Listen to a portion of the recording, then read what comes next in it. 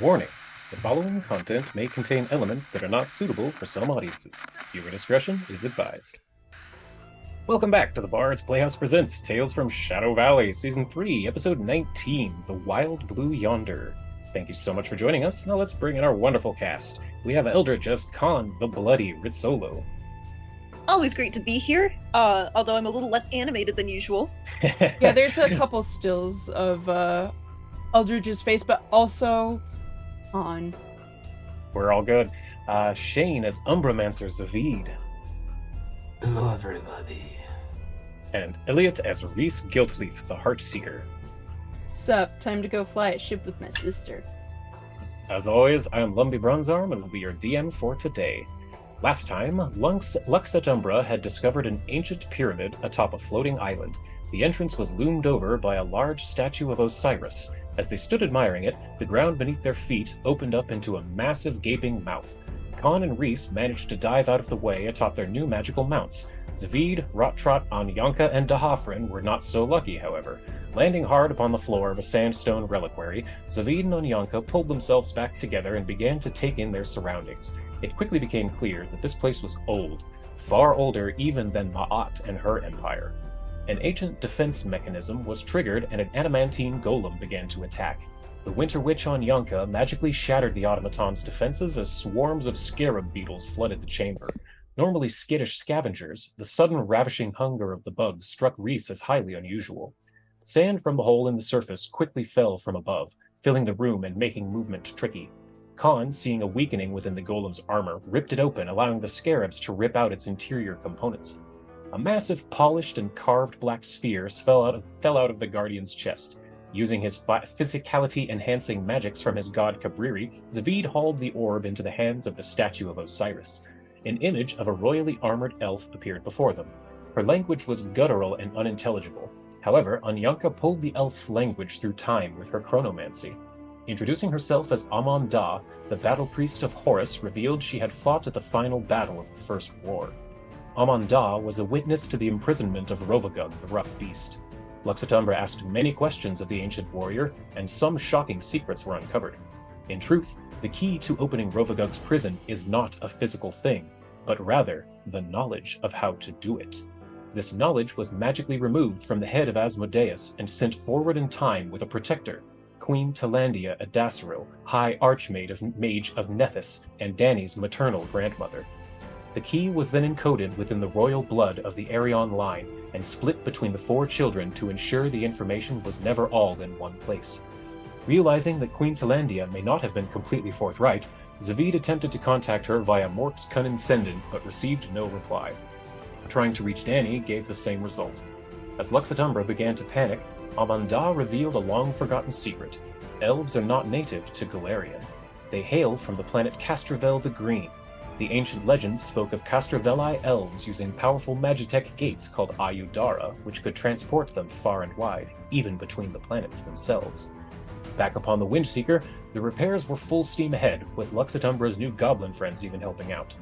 Gunnar presented Zavid and Madame Guillotine with new handcrafted weapons forged from the body of the giant scorpion they had slain. Swearing a life debt to those who had saved him from an early trip to Valhalla, Gunnar added Zavid and Guillotine to his list of runic tattoos. Deep in the lower decks of the airship, Lux Et Umbra and the Windseekers spoke at length about the things they'd learned. Shockingly, Khan's six-legged rat familiar Pipette had revealed that she is in truth the goddess Lao Shu Po given physical form on Galarian. Planning for what comes next, it is clear. Serenulia Arion must be found. This is where we're coming in today. It's quite a long-winded one, this one, but last week was a bit of a lore nuke. It was great. Yeah, thanks. So, coming in, we are at the tarot card hut of Baba Yaga, deep within the infinite void. Her floating raven locks sway within the wind. She looks down at you from her majestic large perch, towering above each of you, and says, "Ah, my players, welcome. Eldritch, Elliot, Shane, come forward. How did you enjoy your card last week?" Well, I don't think we got a chance to use it. I mean, it was surprising to be sure. Oh, yeah. Well, hunger for the chance to see it happen. Well, I believe this week, Eldridge, it is your turn to pick. Please come forward. And You got it? Yep, I have you up in here. And which card would you like to pick? Well, you see, we have a set of 3 that we need to complete before we can move on to more unconventional choices. So I'm choosing Bastet. Yeah. Bastet? Ah, the sly enchantress. Very well. She leans down and with her massive hand picks up the card that has the Osiriani-themed cat god on it, flips it over, and begins to read. Nimbly bimbly all around, across Galarian cats are found. 9 lives have they, yet 1 they'll shed, so you may live by the hair of your head. Each player's next critical failure at a saving throw becomes a critical success, but the player must describe how they just barely survived in the most ridiculous over-the-top manner possible. Okay. Hell yeah! So each of you, for your next critical failed saving throw. So let me drop the Bastet, the Sly Enchantress card into all of your inventories. David, there's yours. Reese, inventory. Give you the Bastet card. And then Con, you need your card as well. Okay. Ah, very well.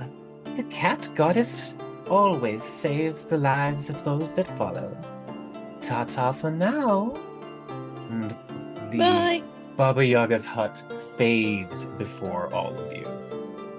And that is where we are truly coming in today. Upon, deep within the decks of the Windseeker, let's see, we have that. Ah, there it is. Windseeker, which is the correct map. This one, I think? There it is, yes. I'll share deep within the bowels of the Windseeker. Each of you were having discussion with the Windseekers, your newer adventuring team, including Reese's sister Adelina Giltleaf, Anyanka Jenkins, and Gunnar Sun. Each of them brought back to life within the labyrinth of Shimon Sek. And Madame Guillotine is there with you as well. There's probably still a day or 2 more left on the repairs for the Windseeker. Is there anything anyone wants to do at this point before late-ish evening? It's not late, but it's also not early at this point.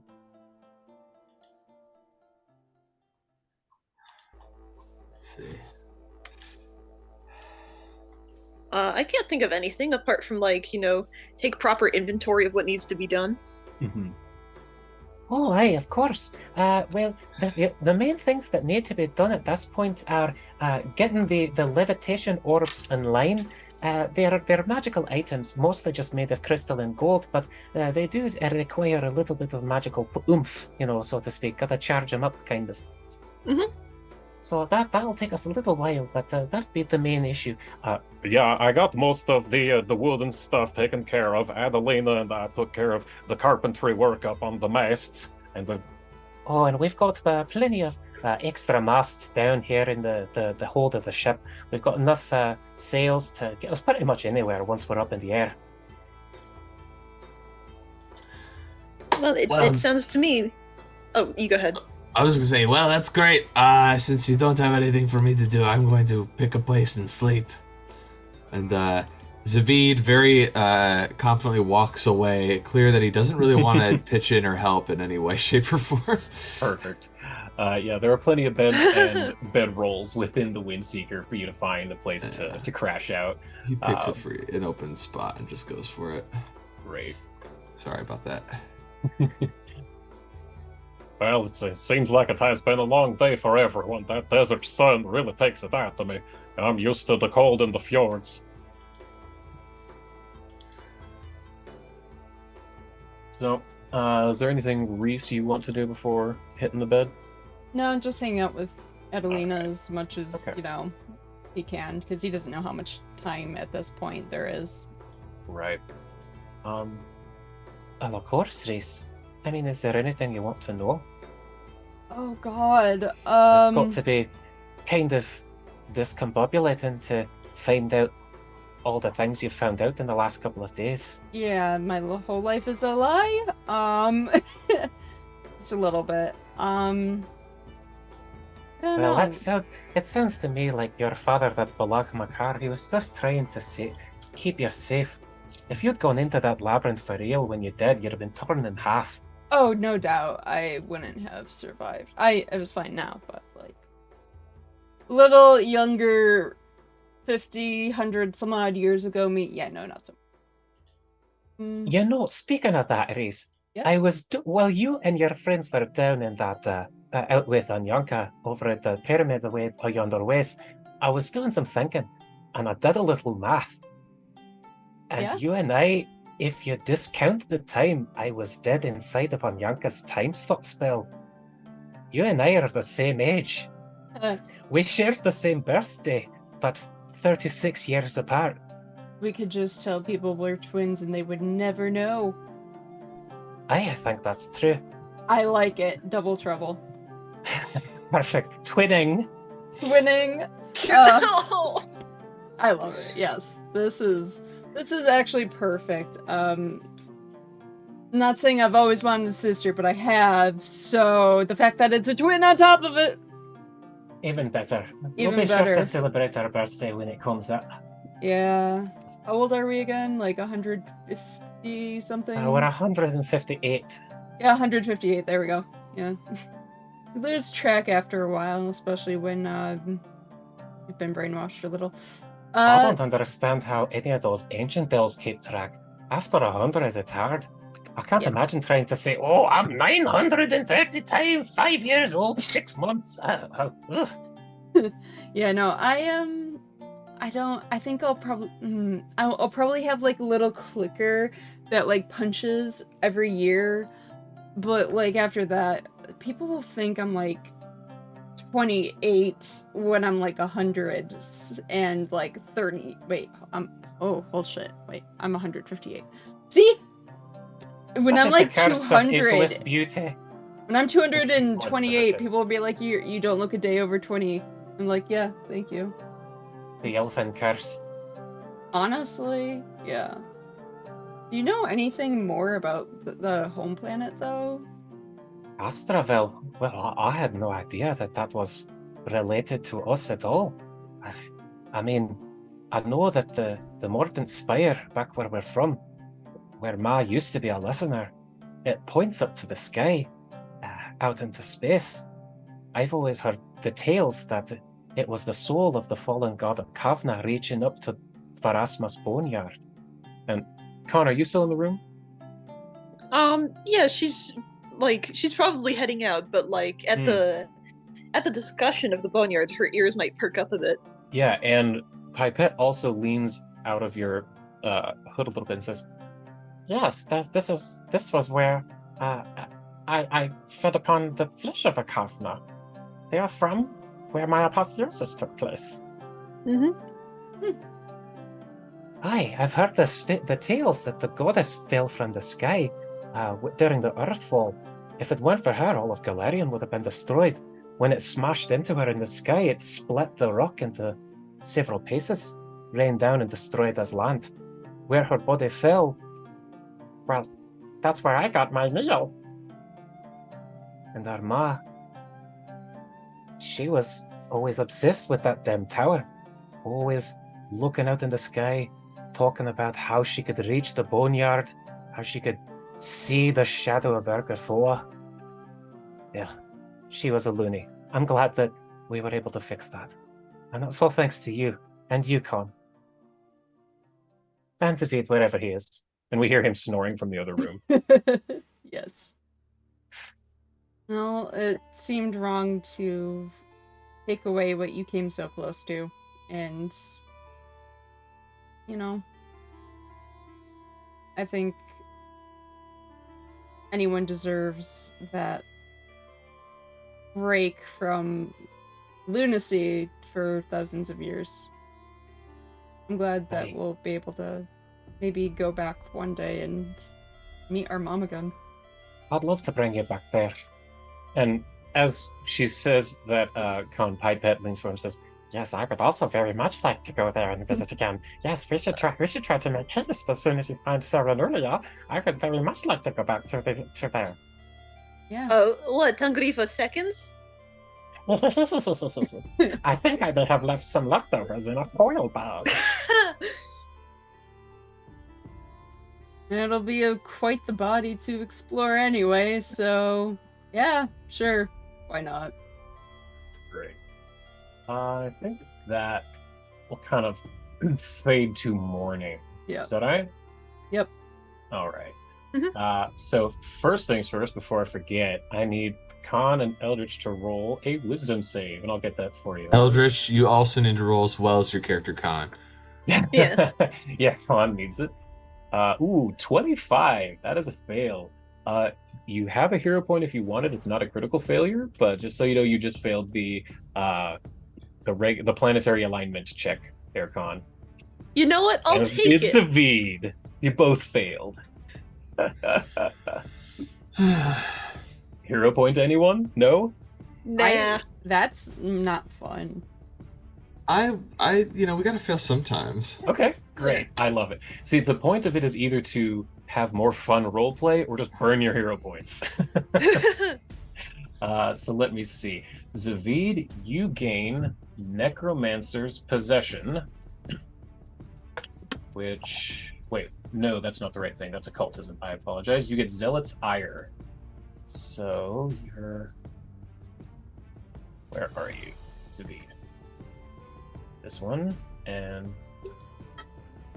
So you, Zavid, you are sickened 2 if you are doing any skill checks while with people whose gods are more than one step away from yours. So, like, working with Khan and Reese is fine, but Gunnar, you're going to have issues working with Gunnar today. Very specifically, Gunnar. Okay. And then Khan, you become, finally, under the effect of, let's see, Seeker's Blindness. Let's see, yes, it's the 2, not the 4. There's Khan, there's Khan. So, Khan, for all checks, skill checks that are, you get a -2 circumstance penalty for, God, I'm sorry. You're good. There it is. -2 to perception and a -2 to all recall knowledge checks that are not related to Arcana. So your Arcana checks are totally unaffected. But if you roll like nature or religion or society or you have your underground, your Laushu lore, underworld lore, if you use any of those, you take a -2. Yeah. So not the worst, but The hooray. criminal empire no longer matters. All Right. I want is the knowledge of spells. That's right. Your criminal enterprise doesn't matter anymore. You just want magic. You crave power and rats. Mhm. But yes, it is morning. Let me... there is the smell of food being cooked in the upper deck. I'll bring you all up there here. Share this map. You can close the map we were on a moment ago. Okay. Greece. Zavid. Great.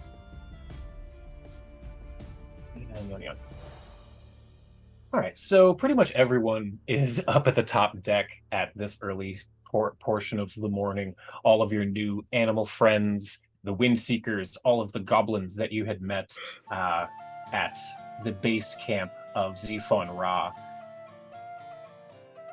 There we go. Everyone is here eating breakfast. Taffy and Sadie are cooking eggs and bacon for quite a large amount of people and animals. They've brought up the big woks. But they say, Oh, good morning. We have decided to take the liberty of making breakfast for everyone. We are running a little low on supplies, n'est-ce pas? But we are good for today at least.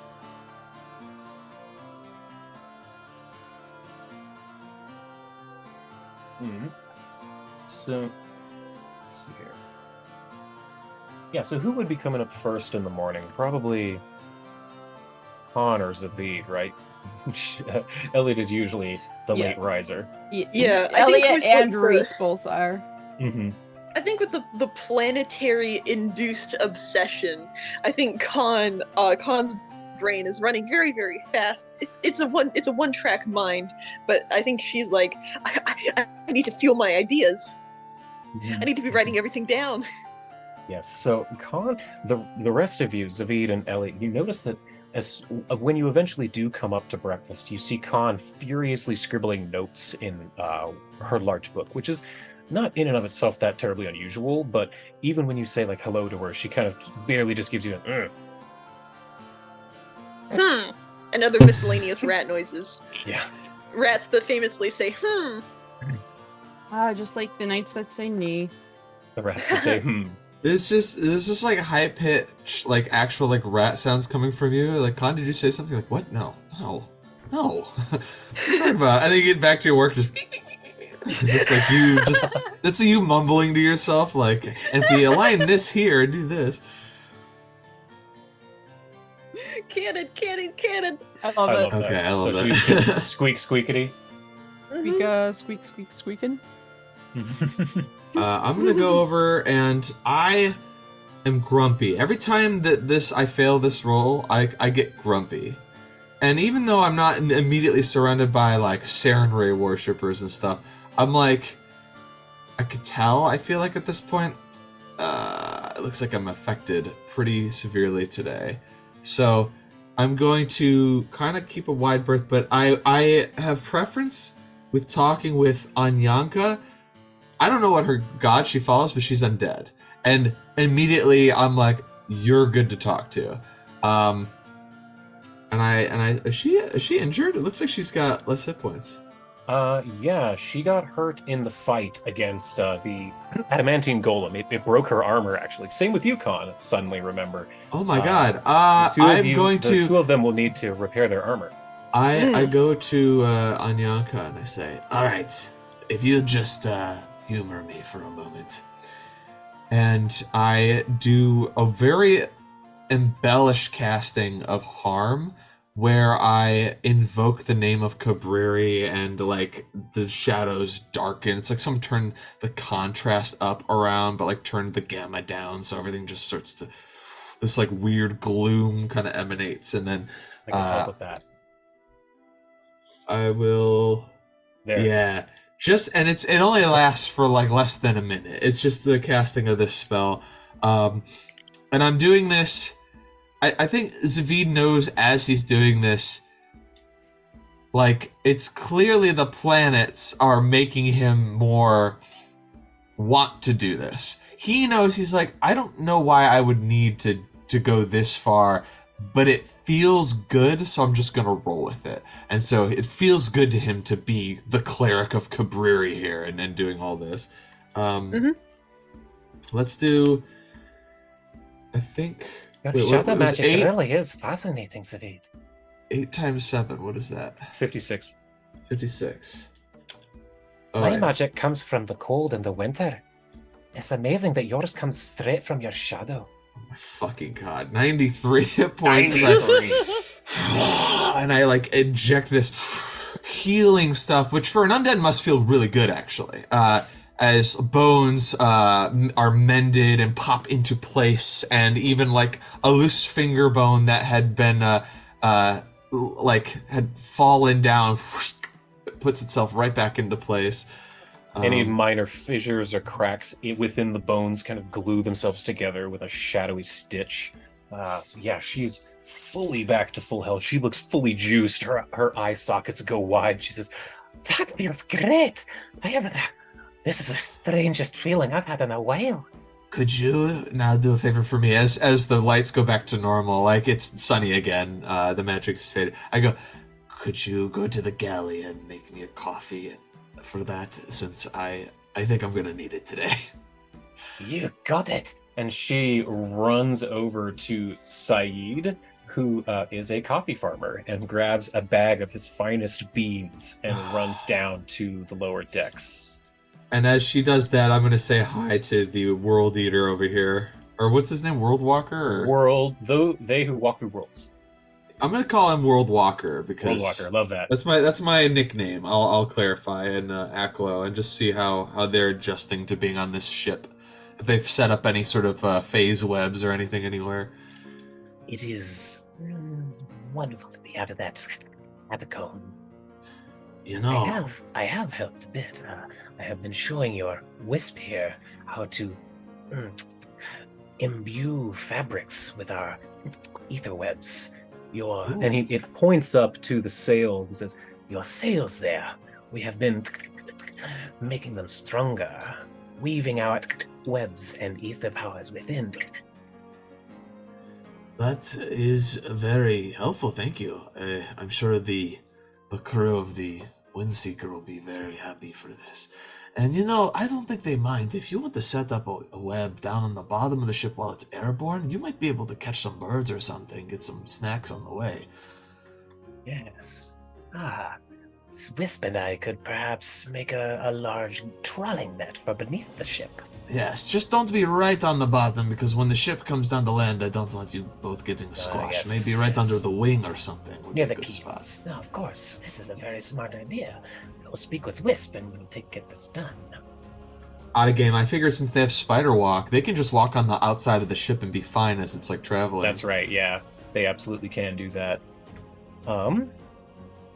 So I would think it's around about this time Reese would be getting up. What would you be doing first thing after coming upstairs and seeing there's food, pretty much everyone's up. Con is very much in her own world, talking with Pipette in hushed squeaks pouring over a book. Hushed squeaks. What a concept. That's the name of her autobiography, Hushed Squeaks. Con's memoir. Elliot, we can't hear you. It's not Zoom. Ah, yes, of course. Yeah. So everything you just said, we didn't hear any of it. Perfect. Love it. Yeah. So Reese would just kind of be like doing like a quick like jaunt around, being like, Savid's doing spider things, and Khan is very, very studious today. Oh, that food smells kind of good. And he goes over to the tiger, gives Tiger a scritch. And it's just like, oops, I He nuzzles accidentally... into it. Yeah. That's fine. Put the marker on again, will I ever not? No. Nope. And he just kind of like gives him scritch. It's like, okay. Good.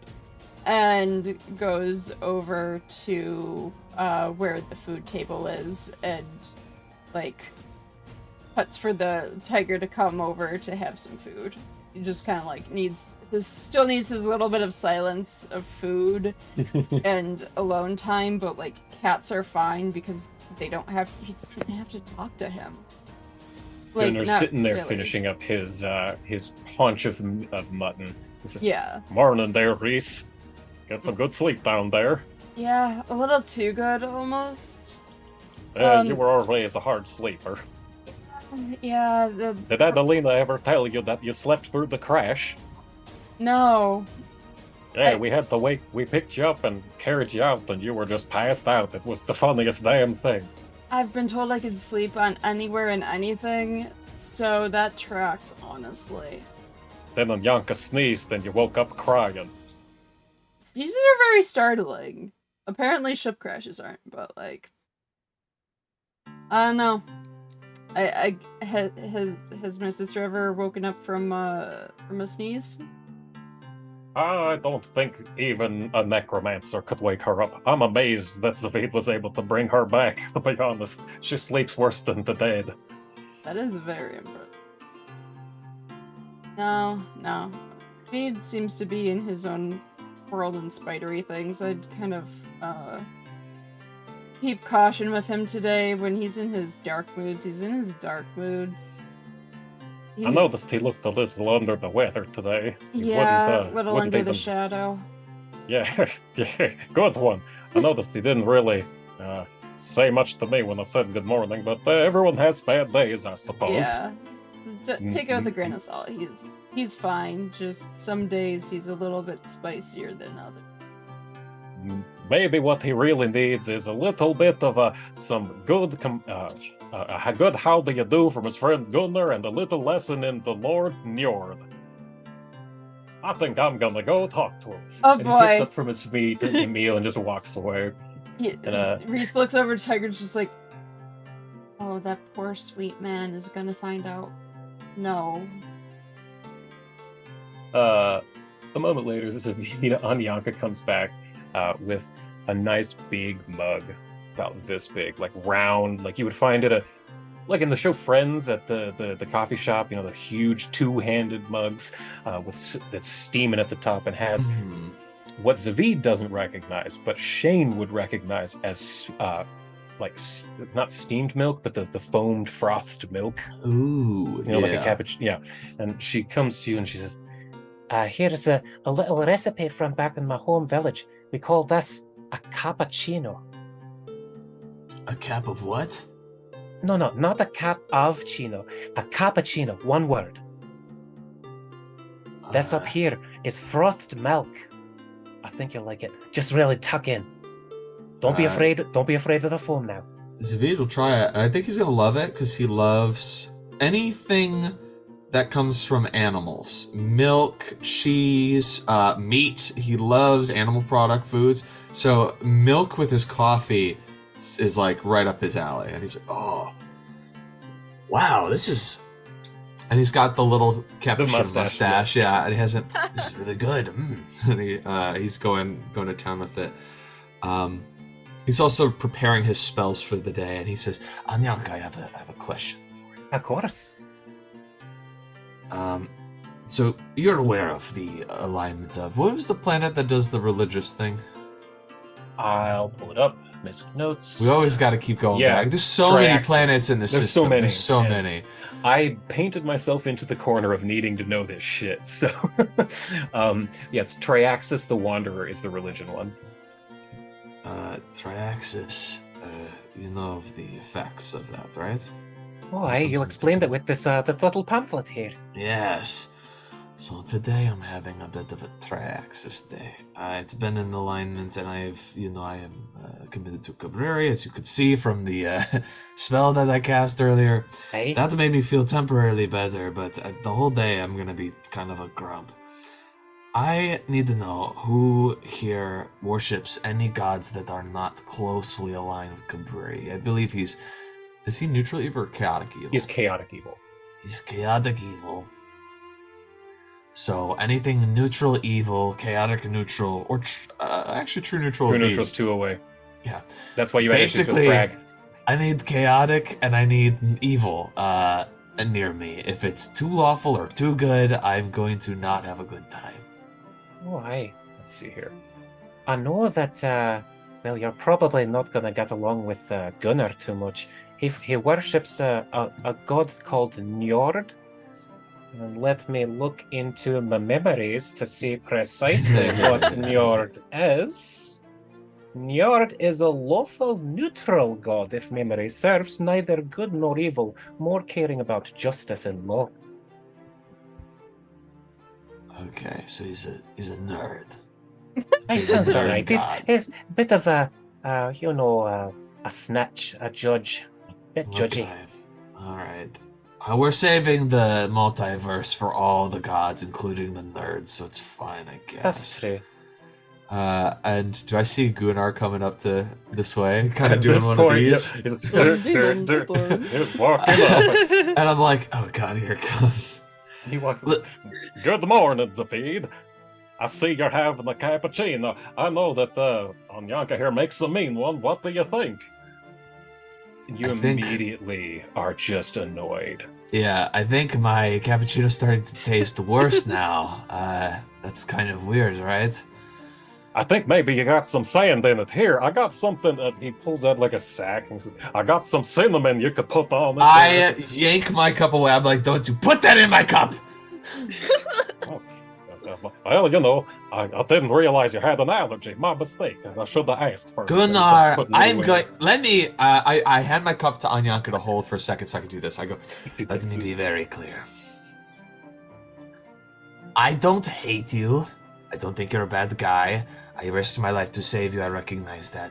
You have to know, some days, I just can't be around you. I just can't. And it's not your fault. though it's kind of your fault because you chose a weird god to follow, but it's not your fault. It's just today's one of those days, all right? So we're allies. Hey, look at me, Gunnar. We're allies.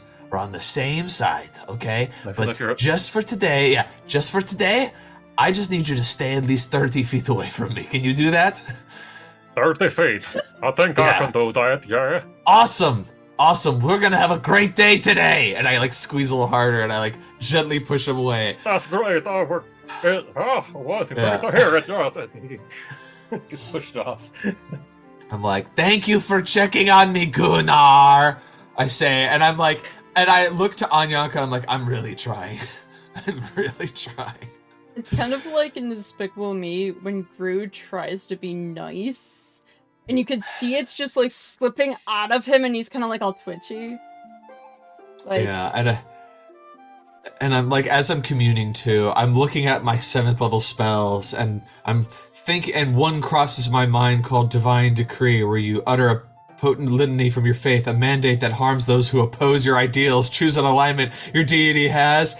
You can't cast a spell if you don't have a deity, blah, blah, blah. This spell gains the trait, yada, yada. You deal 7d10 damage to creatures in the area. Each creature must attempt a fortitude save. I'm like thinking like, if I could get Gunnar in this, I'm like, no, I'm sorry. Where am I going right now? Where's my mind? Divine Decree, I'm Gunnar, we're friends. This is the planets. That's a sick ass spell though. I'm gonna bookmark that for later when we go against like, worshippers of Cassandra Lee and stuff, because they're true neutral. I could figure that out, but I'm like preparing different spells. But I let it slip to Anyanka. I'm like, I was thinking about getting Divine Decree to teach him to not bug me, but I know he'd survive it. He's strong, but it's like, how far can one even take that? I'm not going to do that. Just let you know. He's our friend, but he's a good guy. He's just kind of an idiot.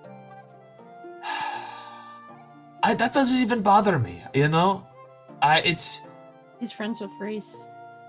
Let me see that cappuccino. He hands it back. Actually, I have a cup. I have a cup that actually works for this. Oh, that is good.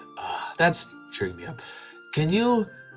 I'm sorry to ask you another thing, but could you just keep an eye? I trust Gunnar will do what I asked him to, but just make sure he's doing okay, because I can't be there for him. I don't have the spoons, as they say, to help him out, and I don't want him to get depressed because I pushed him away today. So if you could just make sure he's fine.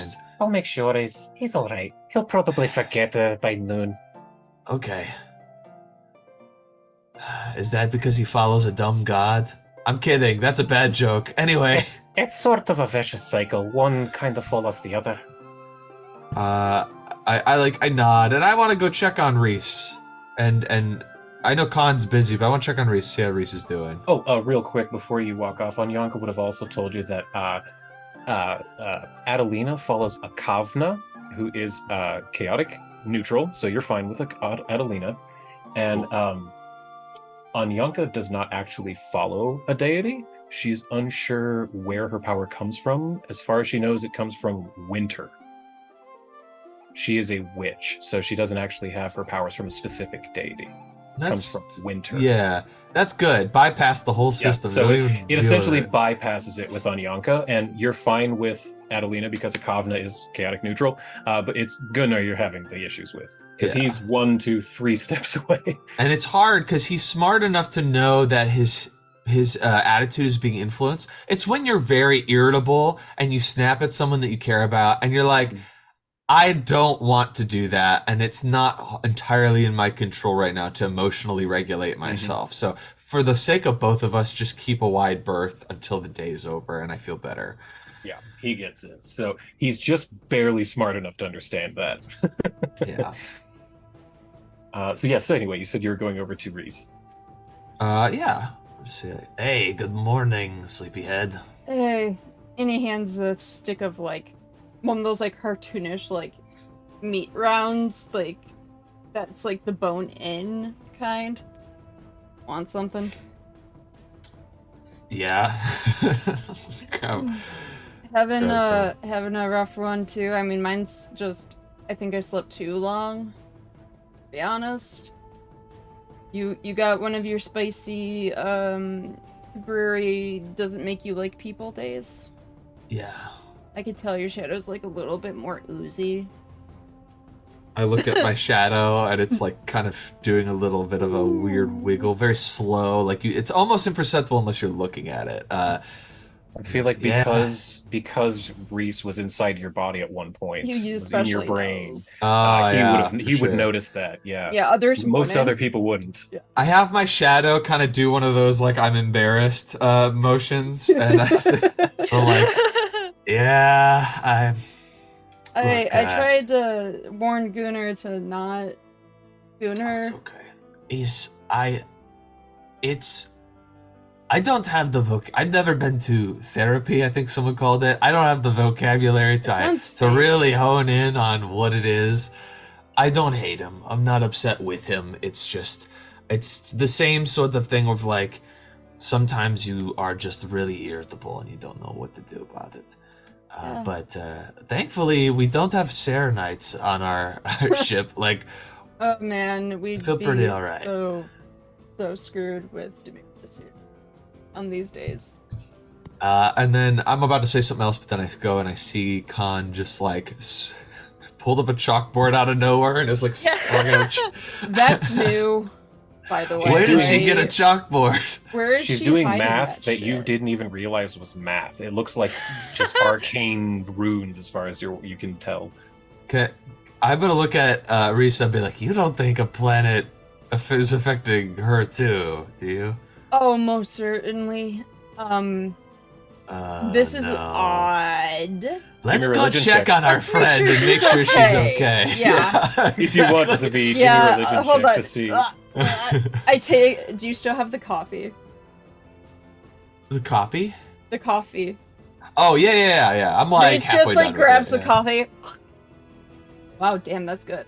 Okay, yep, I'm up. Whatever the two of you do not give Khan coffee.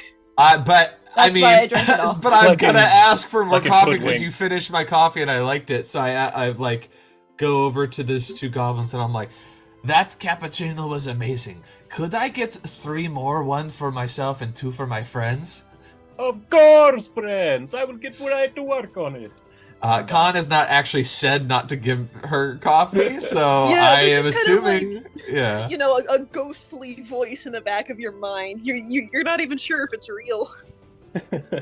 Yeah. So there's a team unsettled part of me that's like, this is a bad idea, but I'm like pushing it away, thinking that's just the planets or something. Like I'm not trusting my judgment. Yeah.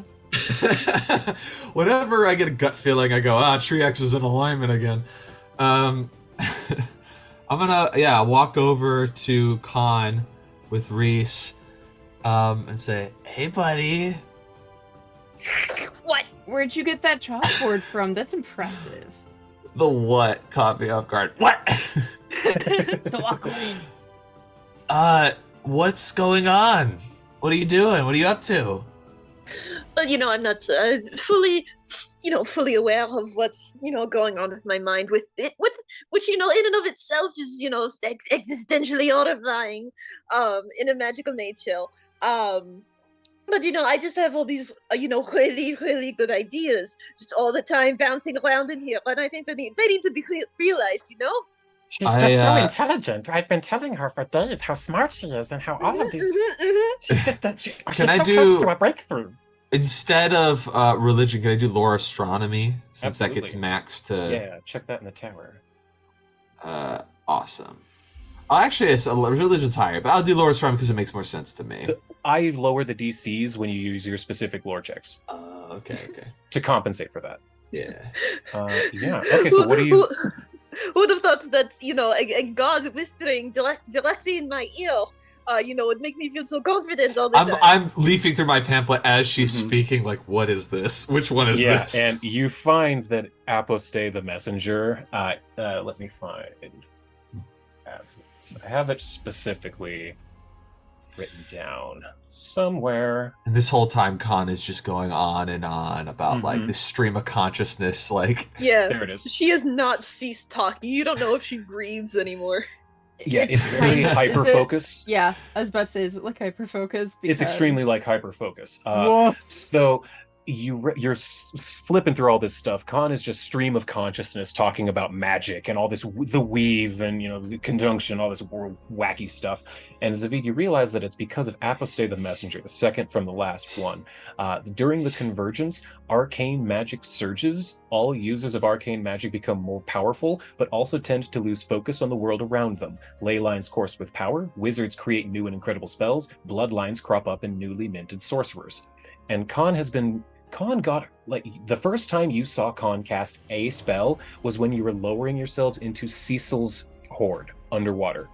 That was like a week ago in-game.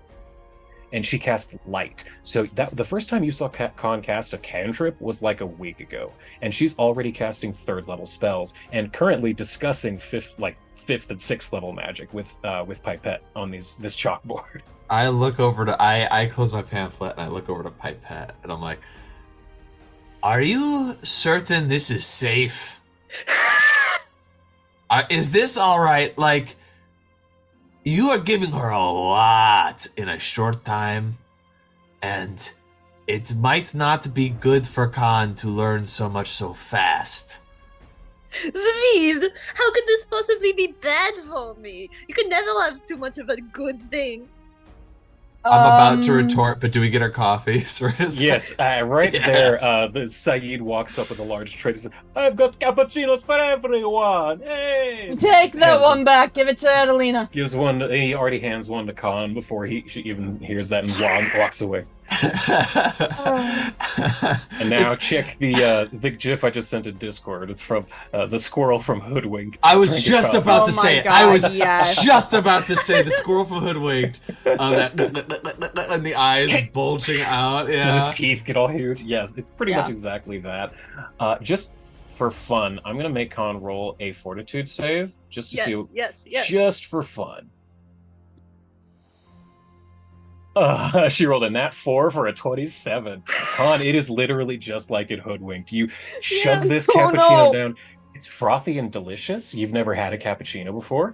I actually, in real life, have never had a cappuccino, so I don't really know how to describe it. But if you've had one, it's a delicious cappuccino, and it goes down quick and it goes down smooth.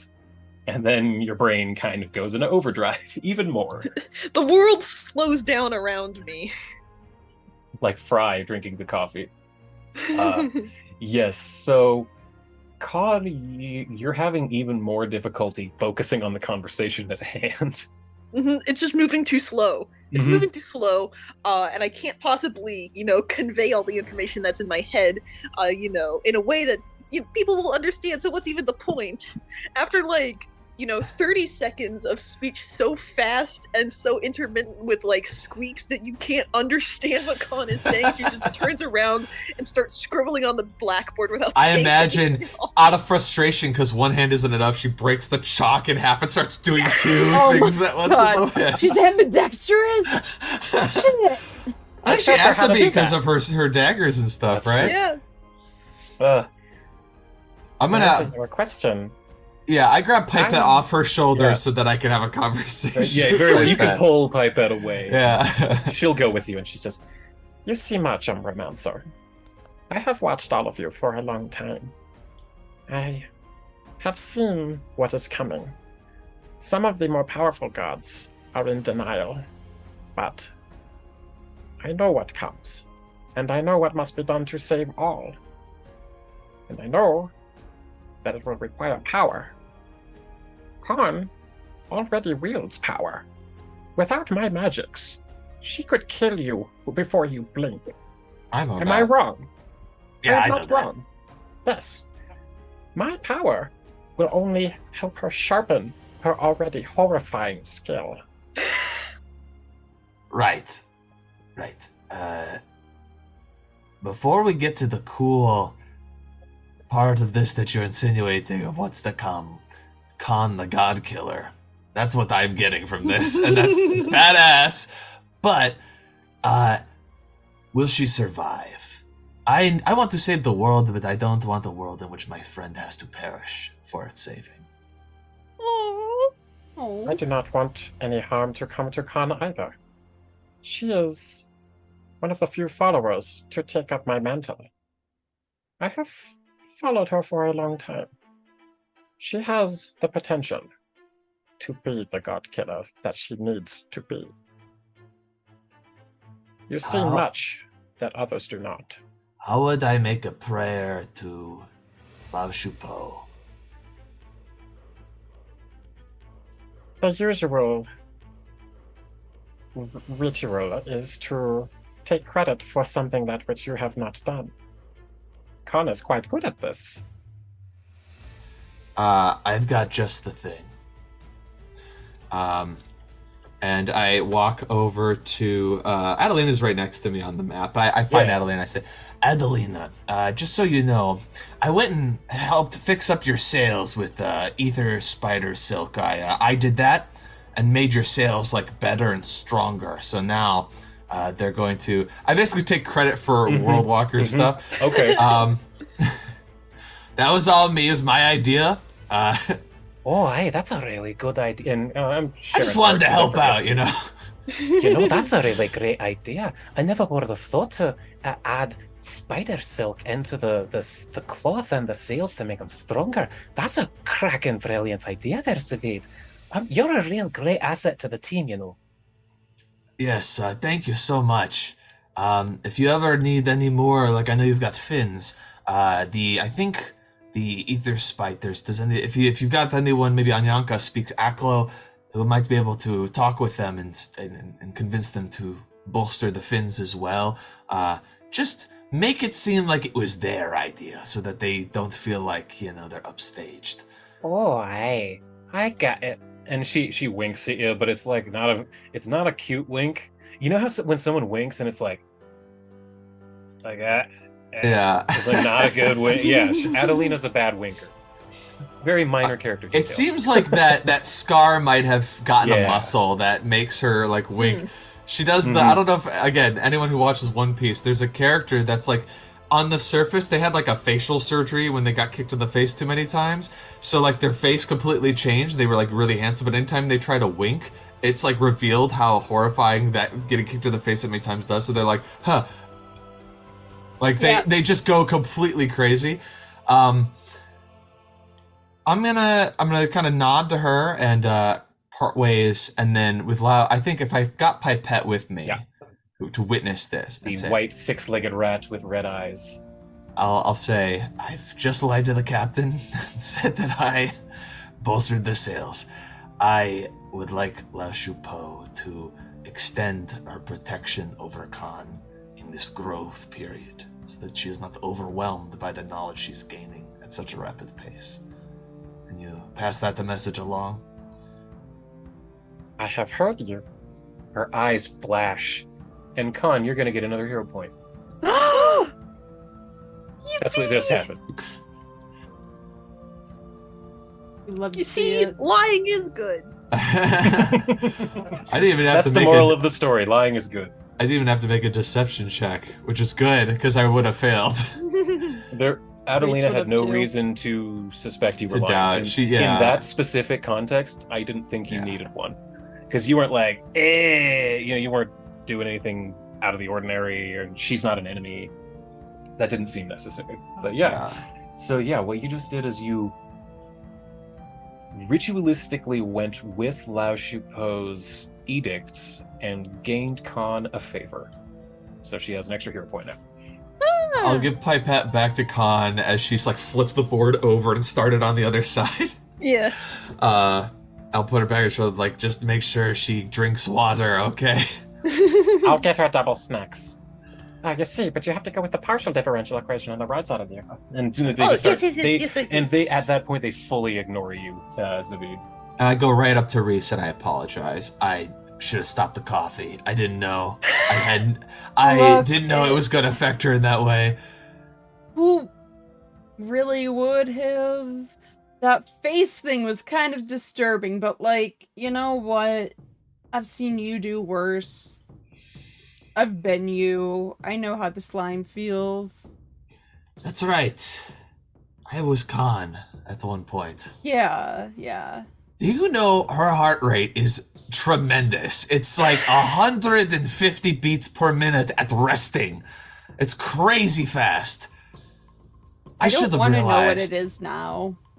Oh, I easily in If the you- 200s. If you get a little quiet and listen, you can almost hear it from where you're at.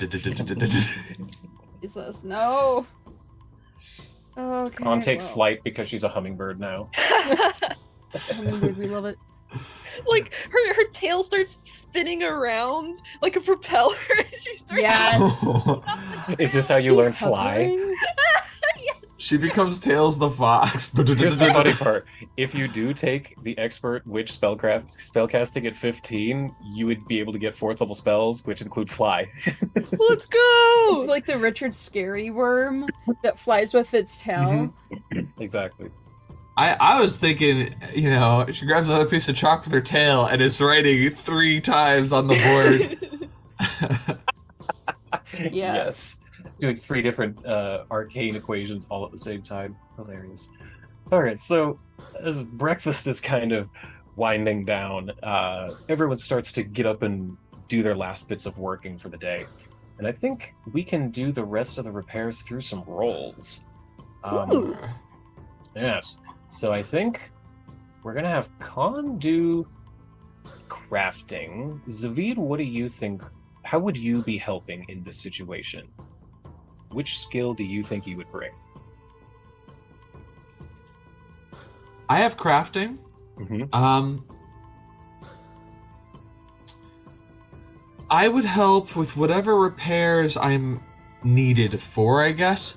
I am playing Zavid. He doesn't know the first thing about ships, sailing or otherwise. He doesn't know anything. He is not a sailor. He's like, he doesn't even really understand pirates that much. Like, he's not like Shane in that way. I love ships. I love pirates. I love that stuff. Zavid is very much like, ties a knot on a rope for no reason. Cool. Just like leaves it there. Like, I guess I'm helping. So unless he's given like an actual dictation of what he needs to help fix, and if it's got to be something that he understands how to fix. Like, he's got master in crafting, but he also would need to know exactly what it is he's being asked. All right, so give me a public crafting check to aid Khan. Okay.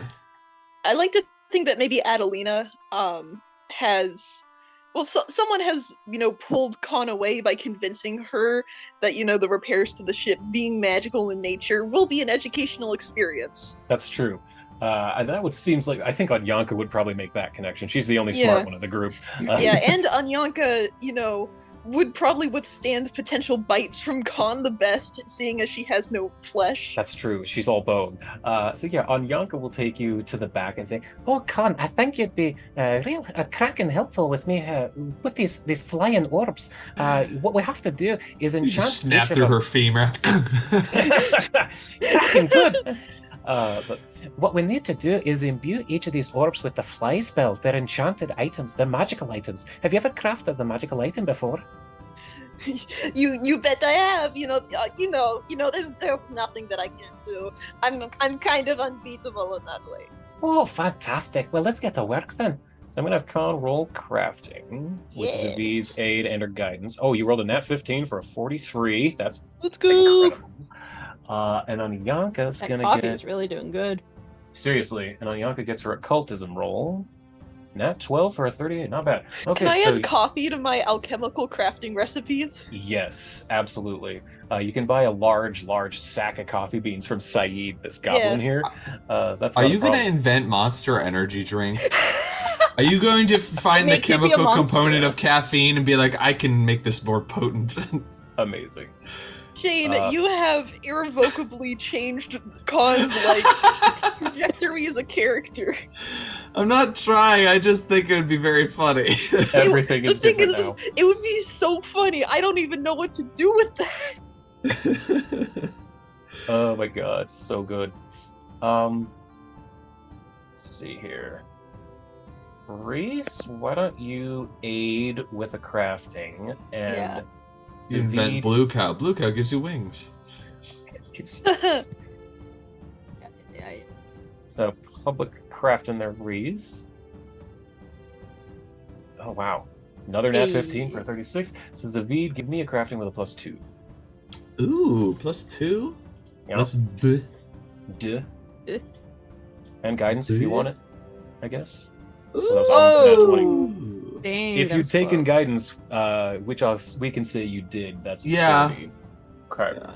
So those were all very good rolls. Between all of that kind of montage style throughout the rest of the day, Zavid, you're able to help Gunnar with last-minute construction stuff, polishing mainly, aesthetic things. He took care of all the heavy lifting. At this point, it's making it look nice. Reese, you're helping with the rigging. Something deep in your memory kind of reminds you how to do this stuff. You think maybe you might have watched them do this a lot when you were a child. Probably. It's kind of you're a quick study on how to get this rigging and all of the sails up. Khan, you're hanging off of the back on Yonka's. She's cast fly on you, so you're experiencing the fly spell for the first time, but not having been cast from yourself, but it's kind of flowing around in your brain. Like you've got this caffeine, and now you're literally flying due to magic.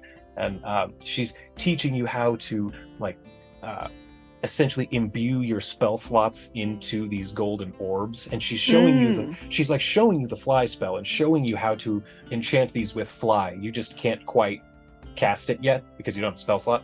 But if you got the spell slot, fly is one I would say I'll give you fly for free if you get the 4th level spell slot for ones that known spells. Hell yeah! Thank So you. if you get that, you can still choose 2 as per normal. Anyanka teaches you fly, you just can't cast it yet. I'm wondering, an idea popped in my head. Okay, so as I'm doing the crafting and the rigging and stuff, we've been through orc lands. I have orc lore and everything, and we've experienced orcs kind of being mean to us with their weapons. Would I be able to think of some form of orc-type weaponry we could, finagle, so if we need a weapon on ship on deck, we have something, like a giant, crossbow shooter, kind of like a harpoon gun? Like a ballista? That would be awesome. Yeah, roll an orc lore in the tower. Orc lore. I need to make an orc lore character. Alright, yeah, you remember seeing some in the wars that you fought in. You were in the army ages ago. And they're essentially just crossbows, but more. And you remember them being called Orc ballista. more. Yeah, orc more, ballista but more. You think that if you implant the idea in Khan's head, it will probably just appear. Oh, I'm Seeing going her running around to all run caffeinated. over. Hey, Con, guess what? Yeah. Okay, so, I've been doing the rigging and everything, and, I'm actually really good at it, which, bonus for me in many ways. Anyhow, I'm gonna I have a suggestion. Do you know what a ballista is? Do I know what a ballista is? Exactly. Ballistas. Exactly. The thoughts from my times near orcs and fighting in the war. I thought that would be really freaking cool for an airship. Liz, you're so right. Big Oh, brain you're right so now, big correct. brain. I just don't know how to make it. And consider it done. Yes. So go I'll ahead try and- not to take anything that's too important to the ship to make it. There's been plenty of scrap wood laying around, and there's enough of trees that are managed to grow even in this hostile environment that you would be able to get that. So roll me crafting publicly. I'm very interested in this. Plus, I need. You a mean short you second. roll? Oh, that's right. Yeah, I need to roll it for you. Uno reverse card, Lumpy. Oh wow, nat 15 for a 41. Jesus Christ. Oh my god. So Always with the nat 15s, apparently. All yeah, day. jeez, good lord. So and yeah, I'm even putting them in the chat so you can see them. But yeah, very quickly in a whirlwind, Khan is able to pull together some scraps from within the Windseeker, because there's plenty of weapons. This thing is a flying fortress. I showed it last time, but there are dozens of cannons, hundreds of cannonballs. This thing is armed to the teeth, so there's more than enough parts for Khan to be able to get this working. And I'm Yay! almost ready with that. In there. Now I just need to refresh. This will be fun. So one So, of those, Khan I in had a a fun whirlwind. idea moment. Yeah, exactly. So Khan, in a whirlwind, manages Oh, to... one sec. Hold on one Oh, sure. sec.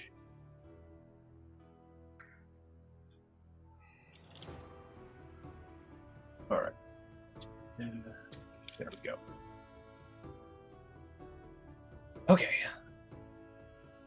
All right, I finally have it. So Yay. in I a am back. whirlwind, it's sweet, perfect timing. In a whirlwind, Khan is able to get together the parts and craft this thing, and please put your hand here, hammer here, get me some bolts, that kind of stuff, and is able to cobble together. And I've put it on the ship, a magnificent ballista right at the bow at the front of the ship. Oh my god, how did we do that? Really high roll.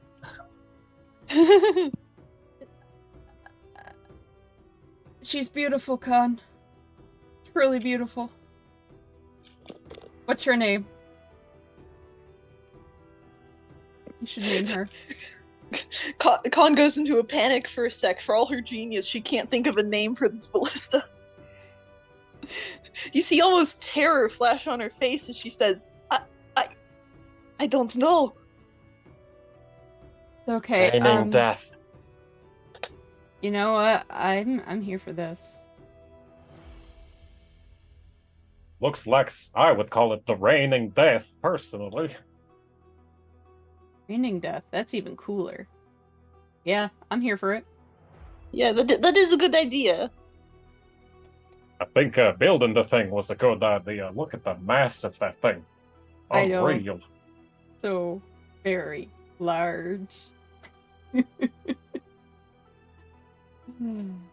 My brain makes good ideas sometimes. That's a beaut. Jesus. I just saw it, sorry. Wow. Is that gonna make this a little heavy? No, it's out of the lightest materials. Khan was able to find, like, the lightest... You know, if else comes to else, I could just make another one for the other side. Balance the other one out. But no, got the lightest wood, but with the most accuracy. Like, those metal frames are actually, like, titanium alloy. And as long as we tune the flying orbs to the right weight, the ballast doesn't really matter. It should be fine. Mm-hmm. Well, anyway, I think it seems as though most of these repairs seem to be done. And with that new weapon at the front, I think they'll be bloody unstoppable. I What do think you so. say? You ready to try and lift this bird? Yeah.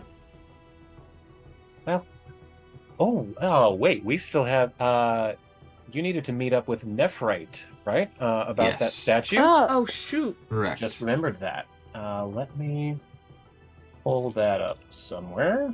Summit. Yes, I had just almost completely forgotten that. So let's do that real fast, like. Real fast. Real quick, like. Yes.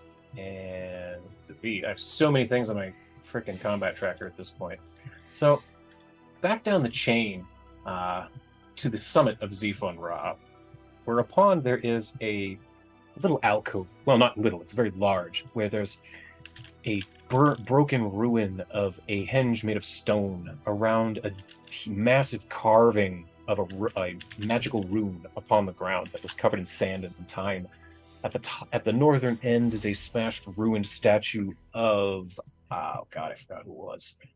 Hathor, the goddess of fertility and peace, the goddess of Ma'at, your friend, your lich friend.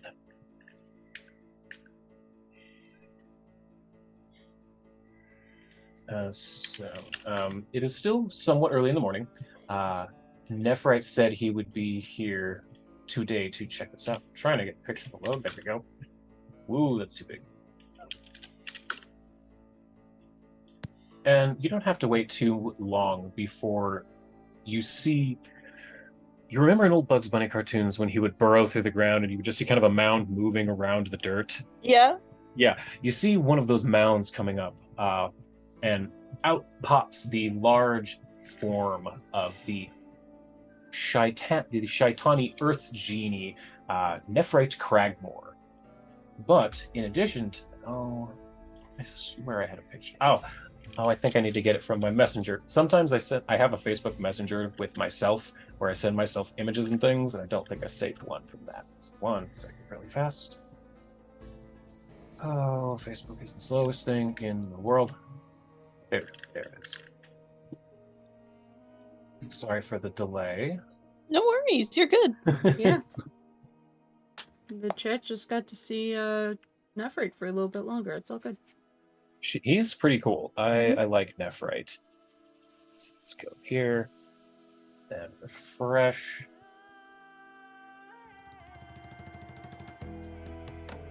There we are. Okay. So in addition to seeing Nephrite, your friend from Shimon Sek, oh god, too big. He is also flanked by a beautiful Shaitan woman who has purple crystalline skin, and her hair is a dark purple, but it is solid shards of purple crystal. And she has a golden tattoo of a swirl over her eye. She wears beautiful armor and has 2 khopesh at her hips. And as they come up and meet you, Nephrite says, "Oh, what good greetings, Lux Et Umbra. How have you been? Good morning. Let me introduce you. This is my wife, Rosetta." I was about to say she looks like a wife.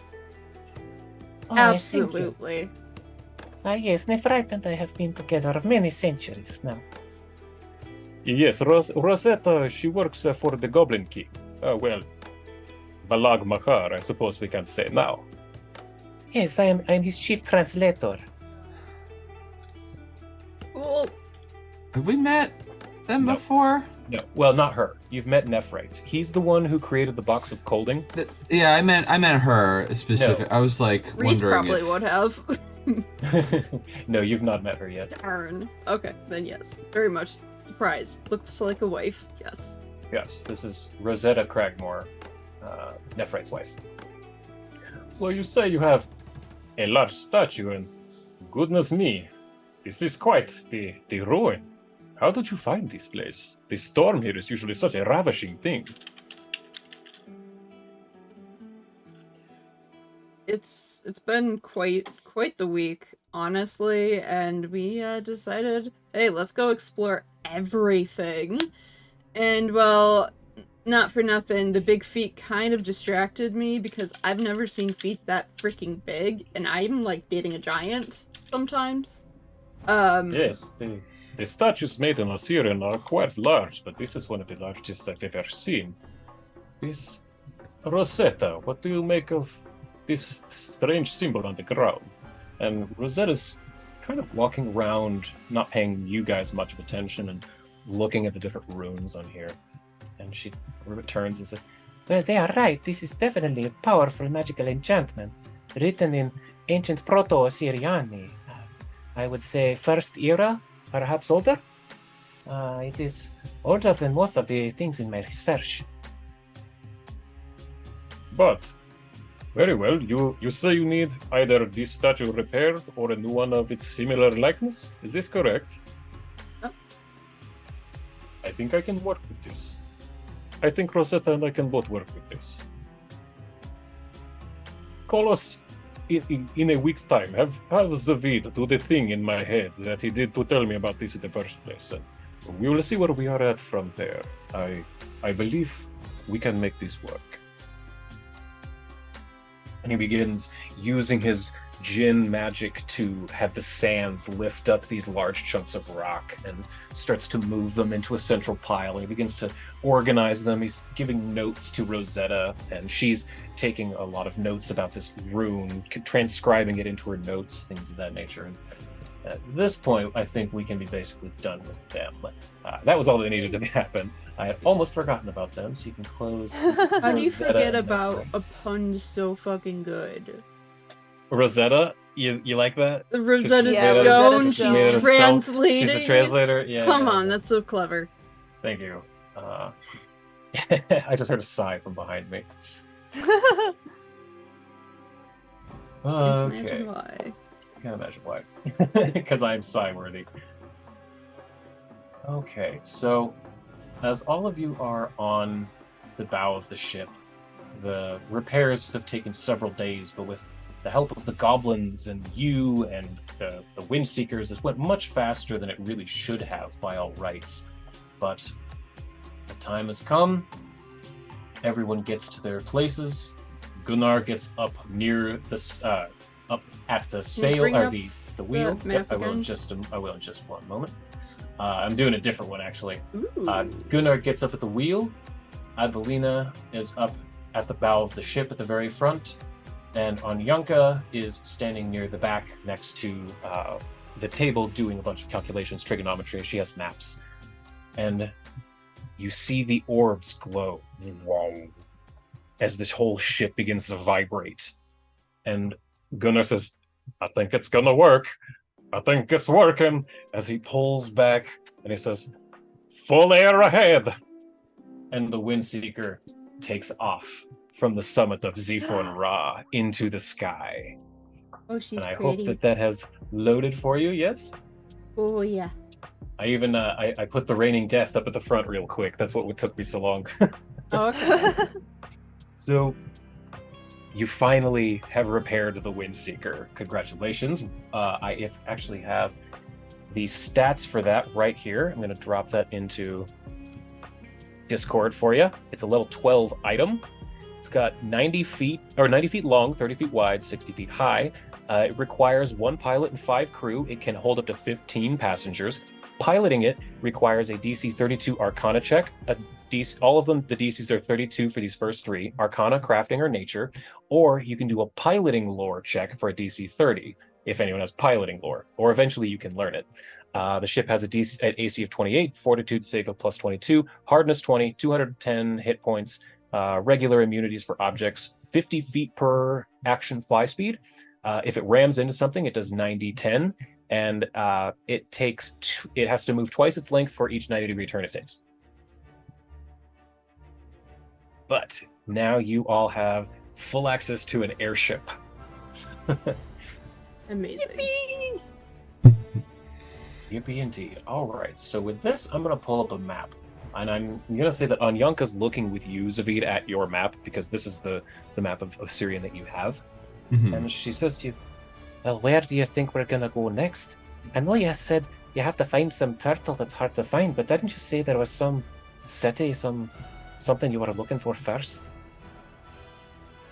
Well, I suppose that's up to the rest of the crew. I know for a fact that we have a city that we were interested in going to, but we also need to be good and lost to find a place like that turtle. So, what does everyone think?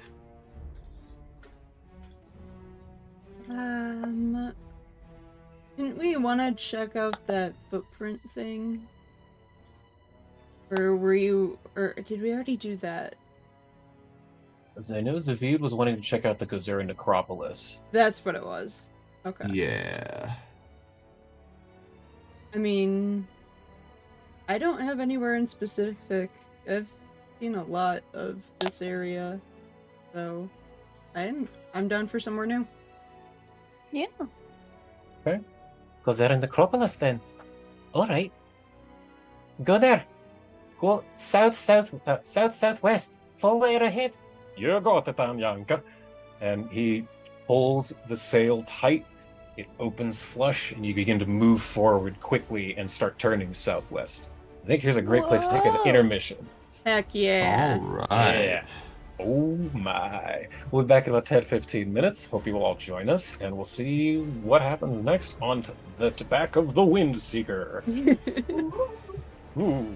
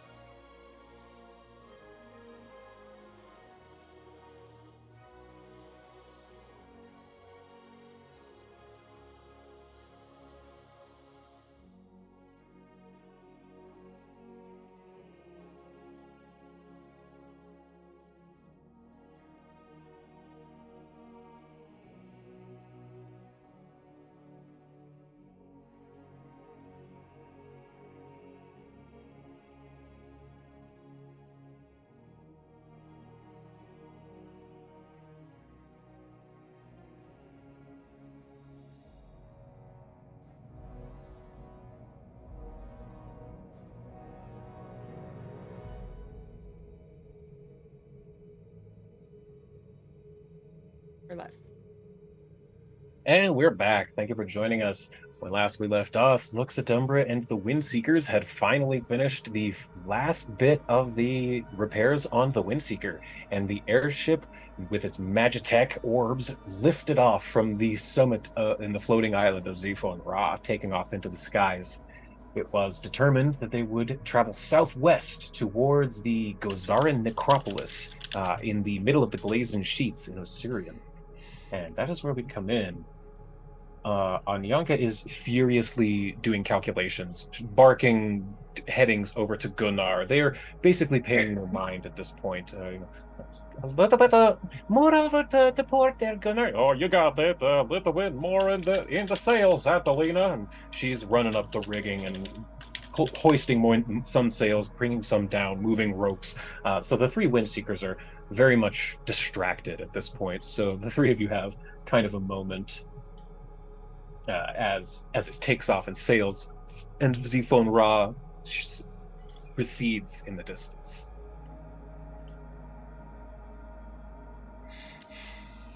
Man, airships. I didn't think we'd be getting here. This is... It's pretty cool. Yeah. I like not walking through sand. That's good.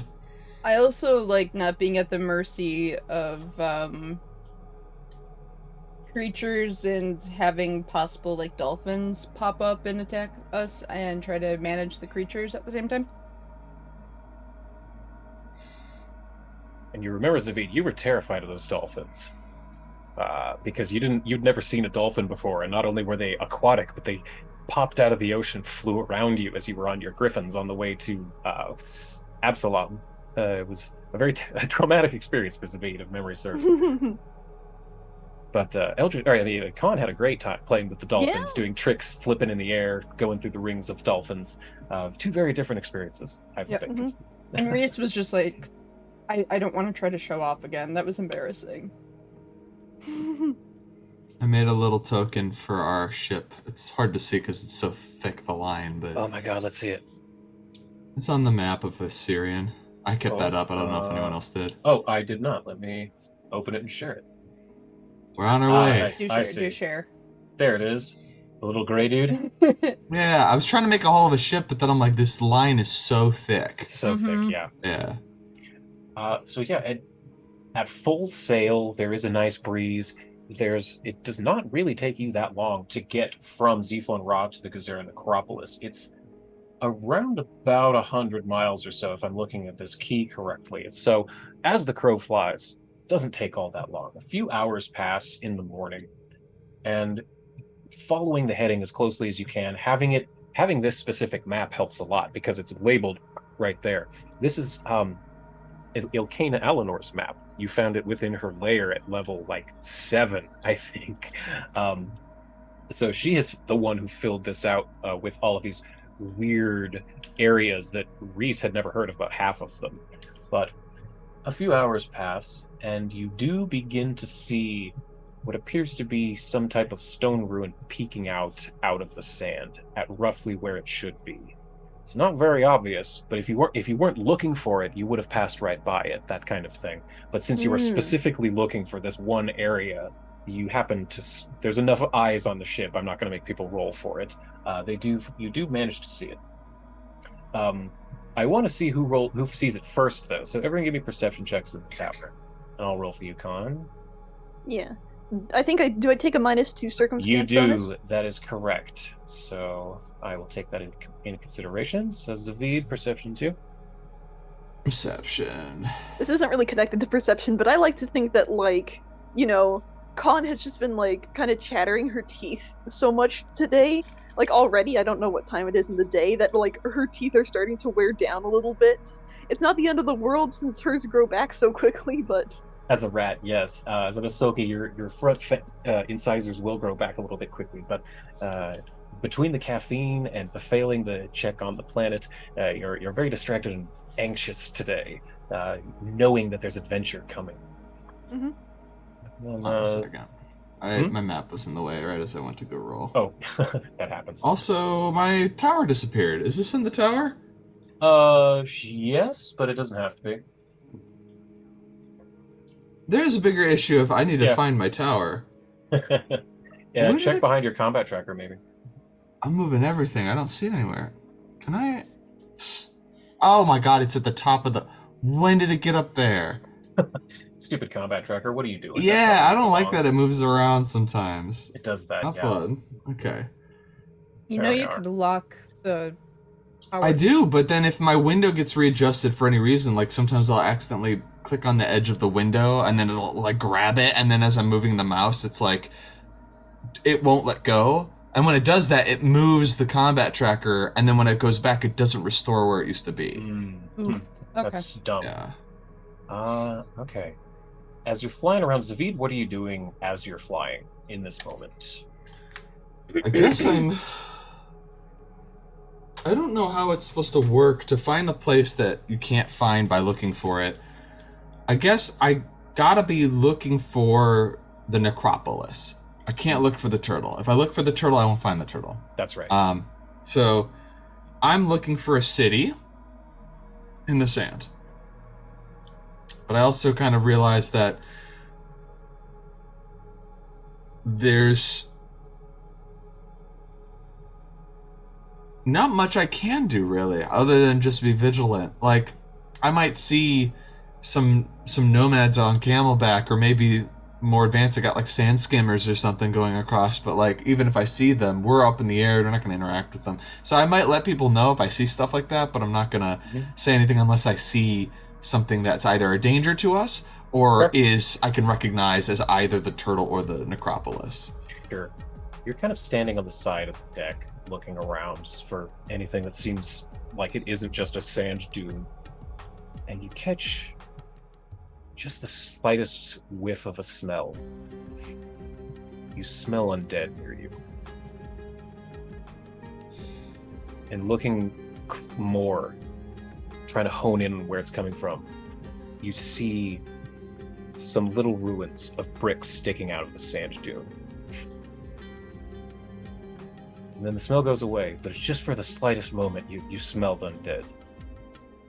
Your necromancer's visage is growing powerful. I'm gonna tell everybody just to keep their heading, but I'm gonna hop on Rot Trot and I'm gonna let Con and Reese know, like, I think I found something interesting down below. I'm gonna go check it out. If either of you want to come with, you may. I'll go with you. Might need backup. Yeah, and I will definitely have a Phantom Steed cast to let Rot Trot fly. Okay. I'll upcast that. Would you like us to try and land, or do you want to check it out first? I want you to keep going where you're gonna go. And if we signal to you guys... Sorry, I didn't mean to snap at you, Gunnar. If we signal to you guys, maybe with a light or something, or a sending spell to land, you may land, but we're just gonna check it out. Might not even be that big a deal. Works for me. Alright, see you in the bed. Yeah, so because I don't want them to, if it's a trap or something, like I don't want people aboard the Windseeker to be at risk. But I know us three can handle ourselves, and we can always get back up to the ship if we need to. Right, okay. So, essentially, we can just say, this is fun. If you spend the spell slots, I'll just say that Reese's tiger and Khan's rat swarm can just be the mounts, the phantom steeds, and they'll have the fly ability, because that's just easier. Let me look up Phantom Steed, the level at which I would need to... Is it not divine? Oh yeah, it's one of my sorcerer spells. Yeah, it's a cult, I think. Yeah. Is it PH Phantom Pain? That's not it. Second level, here we go. Phantom Crowd, Phantom Steed. Create an illusory crowd that loudly agrees with you. That's cool, actually. That's a great one. That would have been helpful when you gave that sermon. I mean, I did all right, but you you're did right. Great, that would have been funny to have. That would have made it better. I need a little more support here, and I conjure up a crowd. They all like swarm in, like, yeah, we agree with that guy. Phantom Steed, 8 hours. Okay, it's got to be 6th level, so I would have to use all my 6th level slots, which is fine. All right. I was going to prepare some other things, but I think it's totally okay to not have those prepared. All right. All right. So, how do you cast this on the saber-toothed cat and the rat swarm, the devil rats? Do they get wings? Do they just levitate? What does that look like? Do they Well- turn into devil bats? Oh my god. You Rats know with how wings. in You mean Ocarina of bats? Time, when you've got the hover boots, there's almost like it creates an invisible platform underneath each of your steps, and there's that shimmer for each step. I want there to be a black version of that underneath each hoof step or paw or little grubby rat hand. There's like it's like you're creating your own platforms. So you gain a fly speed that allows you to move faster than you normally would, like 80 feet. It's like they don't get wings or anything like that. It's all just they can ascend, descend at this speed. And ignores natural difficult terrain. That's pretty sweet. Yeah, so now, Khan, your swarm of loyal rat army is now capable of flight. And Reese, your Sully-blooded saber-toothed cat is also now able to fly without wing. Taking off from the Windseeker, you're able to go down towards the ground. And you can see, it becomes clear that this is definitely a large ruin in the desert. There are broken buildings, broken statues. Essentially, it's completely hollowed out. And in the center is a broken mosaic of what appears to be the sun. And at the far north is a stone walkway with an entry to it. And you are at the far south. I would like to detect magic as we approach. Great. It's within 30 feet? I believe so, yeah. Sure. So just move around. If you detect magic, I will let you know. And I'll tell you both to kind of stay, like maybe 20 or 30 feet behind me, because if I find undead, I can kind of use Necromancer's Visage to try to negotiate or like make it not a hostile thing. But if also not too far away, because if I get attacked, I want help. You're right. So I'm just gonna go right in. I might actually, instead of going right in, I see that there's some runes here. I might want to check out these runes right here first. Okay. They appear to be mostly pretty much empty. If there was anything within here, it's been looted long ago or been decayed to time. There's really nothing within there except a couple of cacti. Give me a religion check now that you're about there.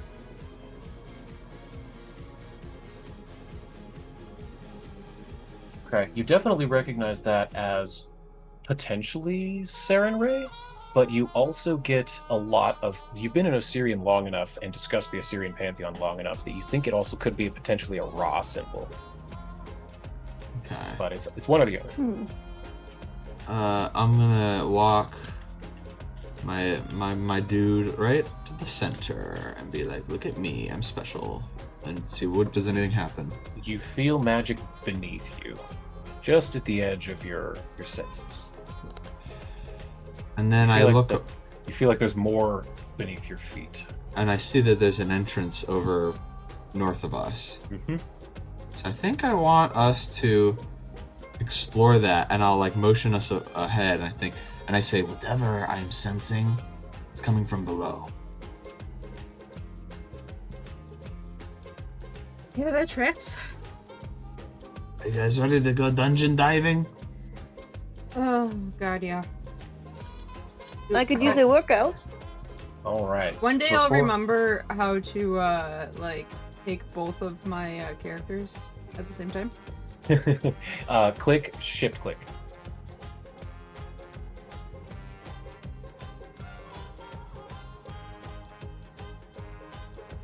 And before we go in, if you want, you can have your NPC screen, and you can pick one of the Windseekers to go with you if you would like. You don't have to, but if you want one, you can like send up to them and have one come down. You know, we haven't had your sister with us. Yeah, let's have Adelina come. Yep. Love that. Now that the ship is all fixed, like, her crew can run it. As long as it's not Gunnar, honestly. It's the only person Yeah. Yeah. Gunnar is good behind the wheel. That's it. And that's what we need, you know, we need the navigation, we got the magics. Great. She could use some time to stab some things. I think she'd like that. I think you're right. So, do you send up to her there, Zvid? I'll do sending and just let her know, like, hey, we found the rune down here. Reese I thought it might be a good idea that you accompany us on a little dungeon diving adventure. Oh, I've been just itching to try out this new hammer you got me in Shimon Sick. He'll be right there. I'll see if Anyanka will let me take the Hofran. Click. She hangs up unceremoniously. I nod, thinking I feel like Reese would do the same thing. We've not had a call on sending, but it just feels like a Reese thing to do. Yeah. Yeah. Not saying goodbye. Mm-hmm. And a few moments later, you do see her swoop down on the back of Dahafrin, the skeletal elk, the skeletal Irish elk, the massive undead elk that she rides on, that Anyanka usually rides on. It's just, Well, Anya was nice enough to let me borrow the Hofran here. and she scratches him up at his antlers and says, What are we gonna Aw. kill? Who They might be knows? already dead. Even better, rattle some bones with my hammer. Well, Just not the ones you're riding on, please. as we Oh, know, no, not I'd all never hurt undead the are, Hoffman. are enemies right out the gate, but we're gonna see if we need to do anything with them. So, if we have to fight, we'll fight, but if we can talk, we'll talk. And maybe they're just indifferent and just hanging out. Who knows? You're the necromancer. You let me know which one needs to die, and I'll put my hammer in its face. I nod as I enter the darkness of the tomb. okay. You enter this darkness, and it is a long, winding tunnel into the mountain. This area is somewhat mountainous. It's not just sand. It's a desert mountain area, and it's very dark. Zavid, you have absolutely no trouble seeing whatsoever because of your greater dark vision that you have due to the amulet that Kabiri gave you. Reese, you and Adelina have little issue with the darkness as your elves, and Khan, do we still have low light or dark vision? Low light, I think. Actually, it says dark vision on your sheet, so Didn't yeah. Reese get dark vision recently? I think you did, yeah, because of your Suli, you're Yeah. a genie now. But, so you have no trouble seeing in here.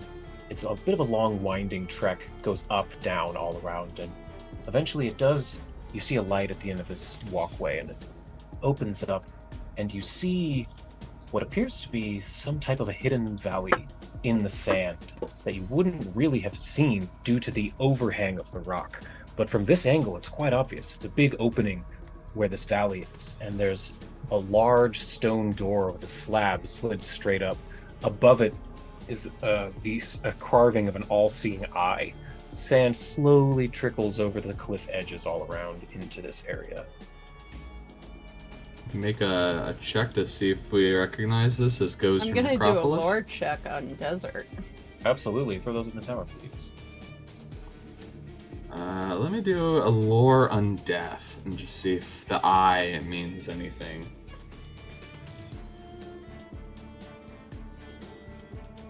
Both of you immediately recognize that symbol as a warning. Ooh.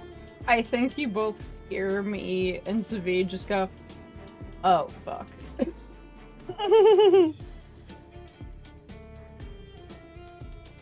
I like that it has these little crevices for the sand to flow down, and then it goes into the eye, makes it look like it's weeping, and then pours out. Pours out the side.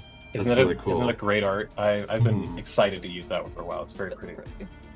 So yes, this is what you see in front of you. It's very clearly a warning that something beyond it is not necessarily a good thing. Well, that doesn't matter because I can't read, and I'm gonna keep going. You've got the Wonder Twins with you now, baby. Zavid, give me another perception check. Only Zavid. In the tower. Okay. In the tower. As you get to the front slab, that entrance there, basically where that little person is in the art, when you get to about there, you smell it again. Undead.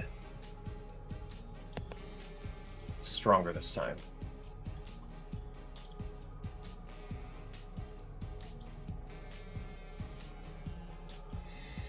I turn and I say, "There's undead ahead. I can smell them."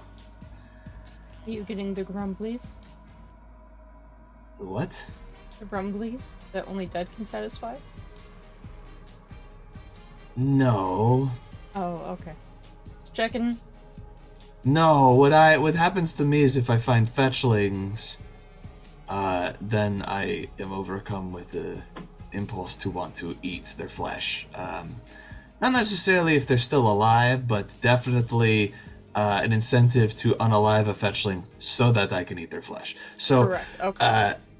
if we find a fetchling, you might need to hold me back. If they're bad, we can kill them, and then I might have to go take care of something.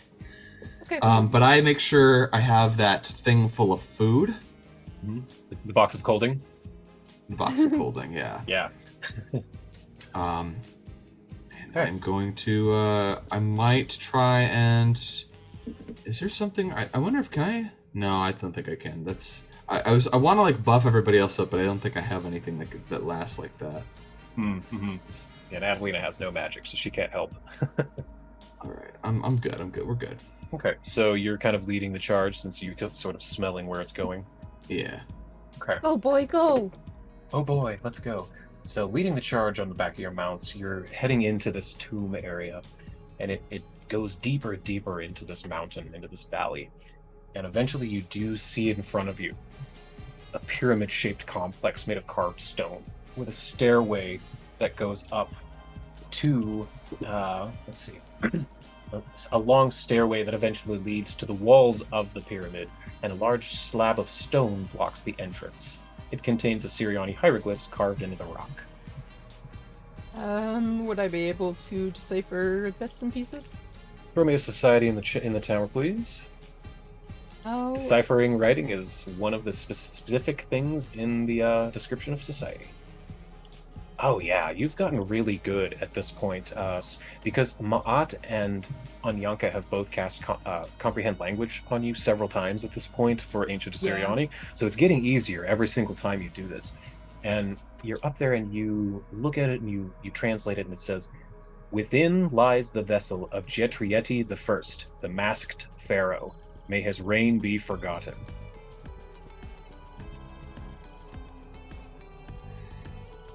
Who is this? Jetriani the Forgotten. Jetrieti. Jetrieti the Forgotten. Jetrieti. And you don't... I know he's the Forgotten, but you don't recognize that name, Reese? No, I do, but within his... It's hard to explain, more so that his reign was one that was meant to be forgotten. I suppose. It's bad news bears. Give me another society in the tower, Reese. Okay. To see if you remember your history. That was even better than your first roll. You remember hearing about Jetrieti, the masked pharaoh. His rule was during the First Age. Pretty much around the same time as Ma'at, actually. I was thinking of calling Ma'at, but I wanted to see if Reese knew anything about it. I think that we need to give a ring-a-ding to Ma'at, because this is a pharaoh from around her time. Is known as being masked, and it's really vague. I wouldn't know details, but she would. I call her up. Okay. Umbromancer, wonderful to hear from you. Have your adventures brought you far? Well, you could say that. You've been not alive for a long time, and things have changed over the millennia of your absence, but there might be a name you recognize that we've stumbled upon. And then what was it? Whatever his name was, I forgot what already. Jetrieti I. Jetrieti I. we found what is supposed to be the tomb of this forgotten pharaoh. Goodness. You have found my successors too. Jetrietti was one of our priests. He was Oh, tantamount in my lich ritual. As you very well know, a lich needs to die in order to become a lich. Jetrietti is the one who had the knife. so apparently he fucked up bad after you died. Real bad. Because his tomb says, "May his reign be forgotten," which is a pretty bad omen for your legacy if everyone wants you to just be forgotten. That is not a good sign, no. You haven't uncovered anything in your time in Shimansek of like what happens after the fact? We have been working mainly to reunite the city-states, to raise our armies once again. We think that Khan will be quite pleased with the forces we have amassed for her. I'll let her know, and I like. Put Oh, you're on speakerphone. I forgot. You're on speaker holophone, and Ma'at is the beautiful. I imagine she looks like Meryl Streep, just a beautiful older woman with long black hair, but she's very much a witch. Not to undercut this cool moment for Khan, I'm sure she's excited. Is Reese's dad around? Because he was alive during that whole stretch. He might know something about this. Balak Makar has already gone Oh, back that's to right. his home on the elemental And plane we of can't fire. access him. Damn! Oh! He is recharging his battery. Hell. Okay, wait a minute. But it's not just him. He had people with him. Major Domo. What's his name? Is he around? Major Domo Brahim? Yes, we could find him. One moment. And I feel like he would know something. Maybe he was paying attention. She snaps her finger. Major Domo. There he is. And a few moments later, you see a large blue air genie with a long flowing white beard made of cloud come within view, and he says, yes, your godship, your god kingship. What can I do for you? You say they have question for me, yes? And he can't hear us because I'm only sending to her, so I tell her, ask him about your successor. What Jim? Jetrietti. Jetrietti. Jim. Yes, Jetrietti Jim. Yes, he was a bit of a lazy man. He sort of let the empire fall into ruin. The orders that Ma'at, the god king, had brought to our land had crumbled away under Jetrietti. It took many decades, but his corruption and greed and sloth is what really brought the golden age of Ma'at to an end. Is he so we found his tomb. And so she's like kind of telephoning this to him. Telephone it. And it says, "May his reign be forgotten." Was he guilty of anything else that we need to be aware of that might be like dangerous for us going into his tomb? He was a devout worshipper of Sobek, the crocodile god, but near the end of his reign, I believe he started to worship, and he looks around a little bit, like in Harry Potter, he says, "Set." Like a very he who must not be named way. Yeah. What a crock. Okay. Tell Major Domo we say thank you for his wisdom, and hope everything is going well over there for you guys. He gives a very large bow and he floats away. Yes, if you find anything else interesting, let me know, yes? Will do. I only have so many of these a day, so I'm just trying to make sure I make the most of this one. Well, be safe in our successor's tomb. Take whatever you please. As diplomat of Assyrian, it belongs in a museum, and I suppose whatever you decide belongs in a museum will end up there. Whatever does not belong in a museum ends up wherever. Click. Thank you for that. Click.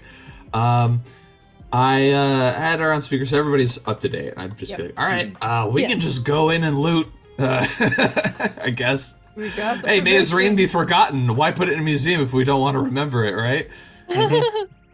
Okay, so basically this big rock is in your way. You're going to have to move it somehow, either magically or by brute force. Up to you guys how to move that rock. I would like to try to move it by brute force Okay. first. So I'm going to... I'm Adelina going will to hop help down. him. Yep.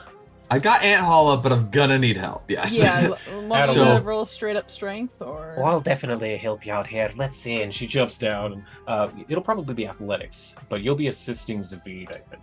So I think my idea is I'm just gonna apply my Ant Hall's upward force, the amount I'm able to carry just constantly, and then I'm thinking the two that are helping me are just doing tugs to pull it up, so it's always moving a little bit up until it's out of the way. If it's an up moving thing, if not, then to the side or down, wherever it's supposed to be moving. Okay, so take a +4 on your athletics there, then, Zavid. Okay. Athletics. Oh, this is gonna suck. All right. But a +4, and you can have guidance, so 5, I guess. Yeah. +5. Yeah. Yeah. Hold on. Let's do that. +5. Do you want this in the tower? Not public. Oh, that was so close. That was That's so very- close but- again. All of you rolled pretty high, so it takes a little bit of heave-ho, but you are able to eventually get this thing lifted up off of its track. And that opens up to a long, thin hallway extends into the pyramid from the stairway entrance. A small rectangular room opens up at the end. A counter covered with clay jars sits along the southern wall. To the north of the entryway is a small bowl on a pedestal, and a simple stone sarcophagus stands along the western wall. Actually, I might leave Rot Trot out. I just Okay. realized maybe it's not the best idea to take my horse into this place. Sure. Um, De Hoffman will stay with Rot Trot. We have You're the- welcome to bring your cat or your rats with you, Con. You bringing the rats? Oh, bringing the cat for me. They can't take the rats away from you, right, Con? they're a the swarm. They rats, could only fit the into rats. tiny spaces too, so Mhm. they might be fine. That's true. But I also can fit into tiny spaces. I can turn into a rat. That's very true. Also So true. your call. Do you want to bring the rats? More the home with you? merrier. Yeah, I'll leave the rats. I'll leave the rats. Cool. All right. I will leave them outside. with One Rot fewer Trot thing and to Hoffman. manage True enough. for Lumpy. That is Yeah. true. So this is what you see in front of you. Mhm. Clay jars on a counter on the southern wall. To the north is a small bowl on a pedestal, and to the west of you is a sarcophagus standing against the western wall. I'd like to check out the north wall first. Can I make a perception check or? Sure. Yeah. Just perception's fine. Okay. It appears to be a basin for hand washing. You've seen enough religious sites at like churches that have rose water, that kind of thing, for anointing yourself before you enter a holy place. It seems like this is probably for holy water, rose water, that sort of thing. Is it empty? Currently, yes. Yeah. This seems to have been empty a long time. Alright, I'll kind of move on to then the sarcophagus and just see if there's any writing on there that might indicate whose it is, if it even is one. I get the feeling that they probably put more in here than just this tiny little chamber. No, it's just this tiny chamber. What are you talking So about? I nothing think else. this might be a passage, is my hunch. But I'd It like to see doesn't- if there's any traps or any sort of like. Yeah, there doesn't appear to be writing on it, but give me a crafting check in the tower. Okay.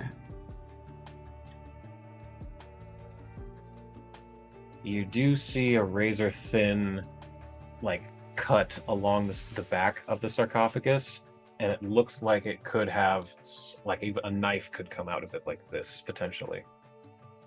So if someone tried to grab the sarcophagus and Mhm. move it, the knife And would cut move your it, hand Cut off. your fingers off, yeah. I pointed that out, and I'm like, Khan, you're the expert of either blowing things up or getting into places you're not supposed to be. What do you think we should do?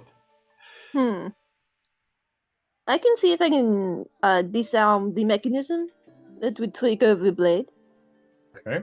I will have her roll a crafting. Do you want to give her guidance there, Zavid? since you're I the one who would like told to her give her about it. guidance. Actually, can I just do a help? If she's doing crafting, can I Yeah, help? sure. I'll Yeah, just use yours there. That's a critical aid, so... Oh, alright. Yeah. Yeah, it was I- already a crit. Only Yeah. one difference. You rolled one higher just now. So, Con, you get a craft +2. That's a 36. Pretty good. So, yeah, Con, you're able to disarm this thing pretty easily. It's old tech. You have advanced knowledge and advanced techniques. And you untrigger this trap. And pulling the sarcophagus lid away, there's actually not even a body in there. There is, however, a false bottom at the bottom of the sarcophagus. Ooh. Well, let's see what the. I jump in. Okay, it is a bit of a fall. You have a feat or something, right? I have cat fall. I can reduce my fall by 25 feet. 25 feet. Okay, so that's pretty far. Okay, so you're gonna need to take 4d6. Wait, you reduced by how much? 25? By 25 feet, yeah. Okay, so you're gonna need to take 5d6 because it is a 75-foot drop. So you take 18 damage, Zavid. Can you give yourself that, please? As I'm falling, I'm like, this is longer than I thought! Yeah, I just fucking go. And you land on that square with the arrow. 30. Right? You How land much damage right did you roll? there. 18. 1-8. 18, thank I you. rolled fairly low. Okay. Yeah, you fall pretty far. It hurts. You okay there? I'm good. You might want to lower a rope or something instead of doing what I did. That was... Very not Ow. smart. Good idea. Yeah. I'm good though. I'm fine. I'm walking it off. I turned into a bit of a puddle when I landed, so I'm alright. Okay. Actually, I want to do a perception, see if I see there's any button or passage type of thing that would aid not as much of a fall. Sure. Perception in the tower, then. Oh, yeah. There are little notches on the wall, or sconces, where you would normally put torches, and you see that they are basically bolted into the stone wall, so you could easily attach a rope to those and lower it down. Yeah, Reese is gonna go do that. Okay. I got a notch. We're not gonna fall like you.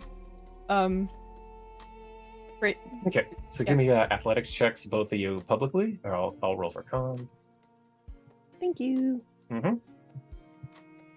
DC's not high. Con just barely passes, though, and Reese critically passes. So you're both able to get to the bottom.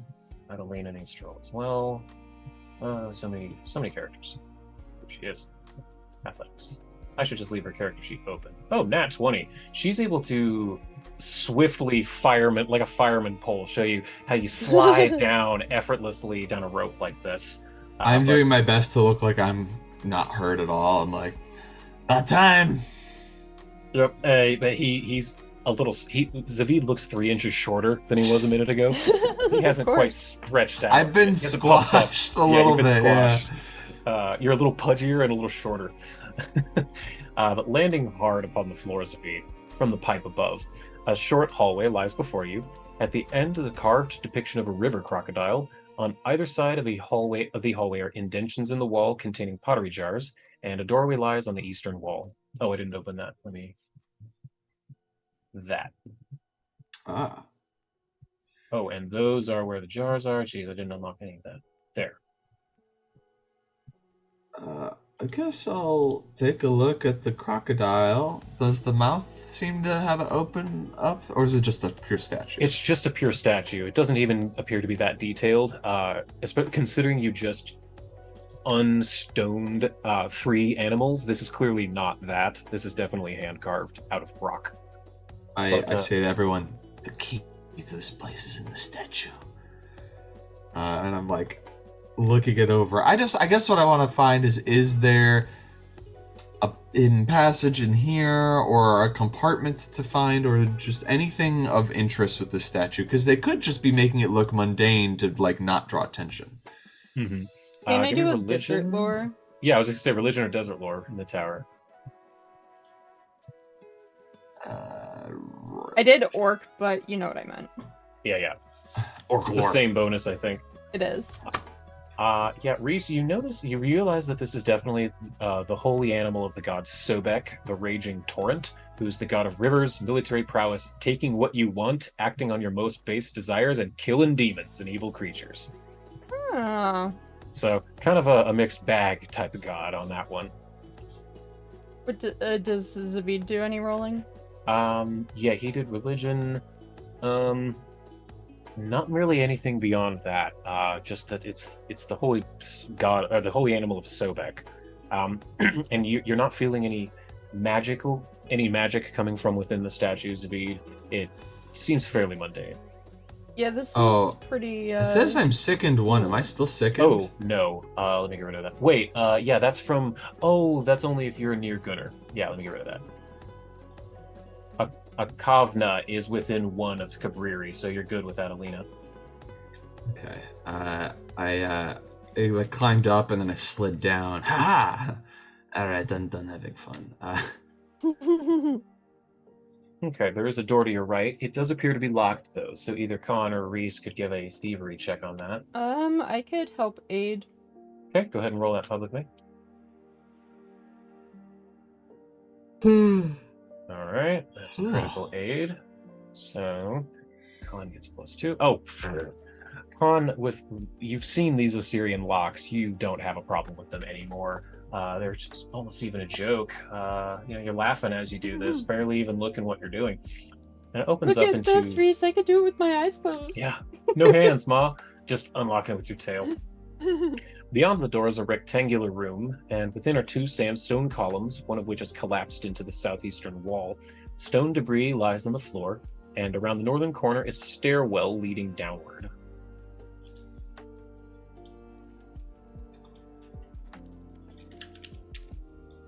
Ooh. Give me a perception checks. Public or? Yeah, in the tower.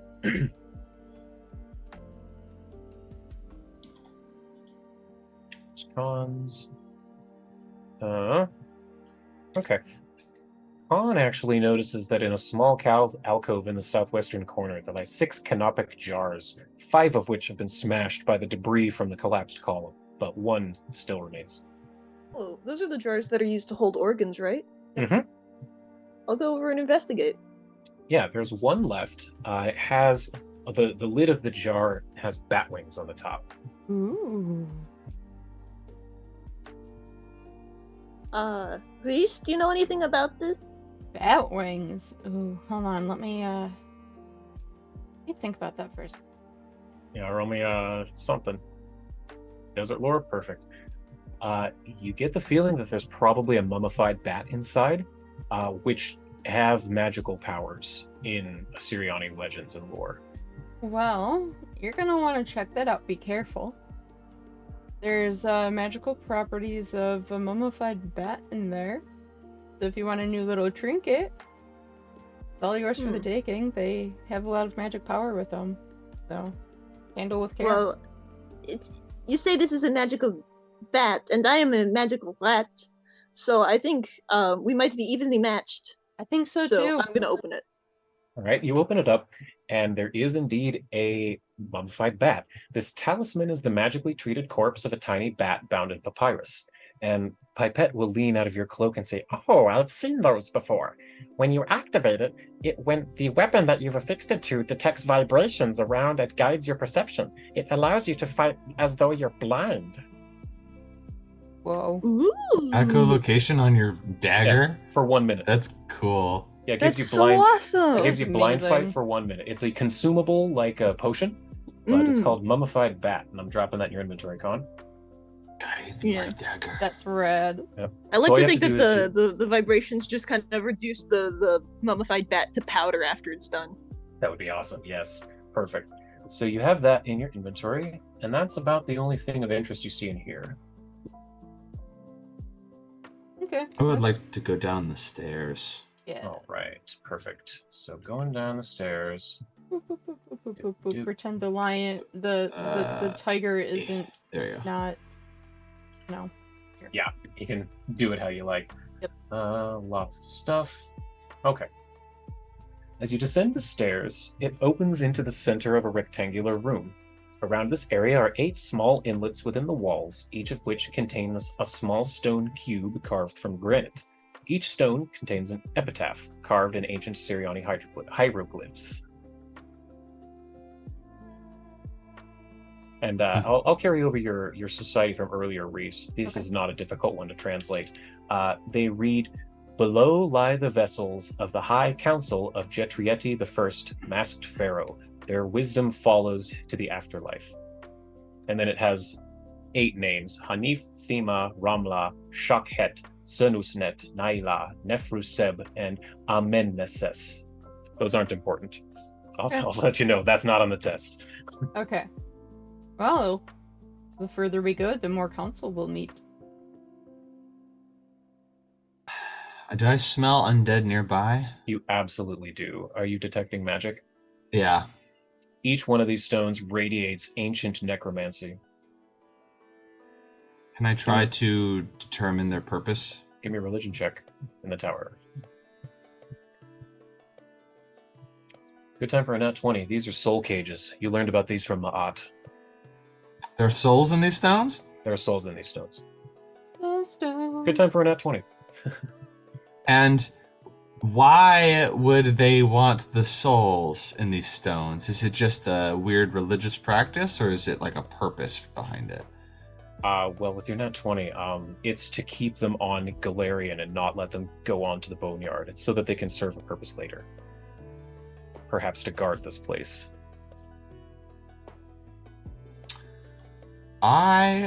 Okay. I would like to ask Reese, Yes. after revealing that what I've learned about there's actual fucking souls in these stones. What purpose do you think they would need to serve?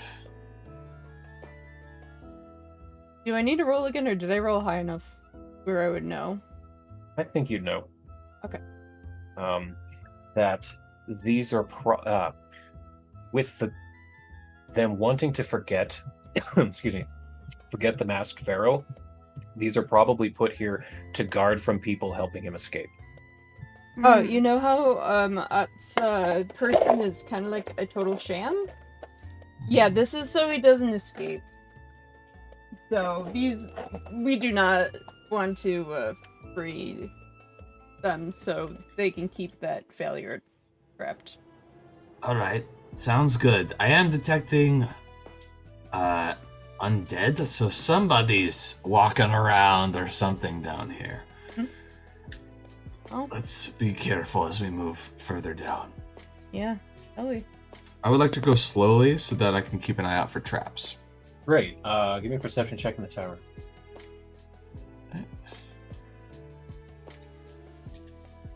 Yeah, you don't notice any on the stairs. They seem to just be dusty. Easy to slip on, that kind of thing.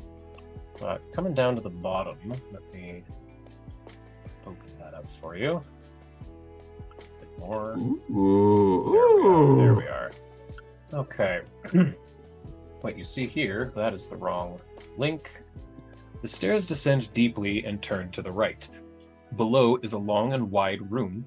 Several columns hold up the high ceilings. 8 sarcophagi stand within alcoves in the northern and southern walls. One large column lies in the center of the room upon a pedestal. A huge slab of stone sits on the floor.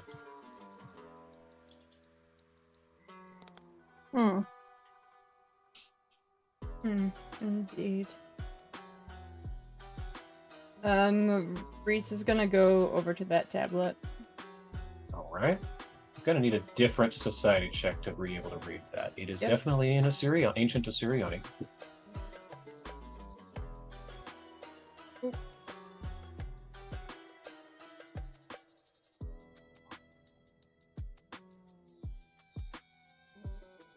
Thanks, you're froze there for a second. Okay. So yeah, you've been getting really good at this, translating these hieroglyphs. And it says, I will also put this in Discord in a second. Oops. Jetrieti, oh shit. Ooh, good. Thank goodness for Control Z. Jetrieti I, masked pharaoh, successor to Ma'at, corrupter of the Assyrian Empire, lies within this tomb. What once was golden now lies in darkness. May this tomb send him to the afterlife, so he may never again ruin this life.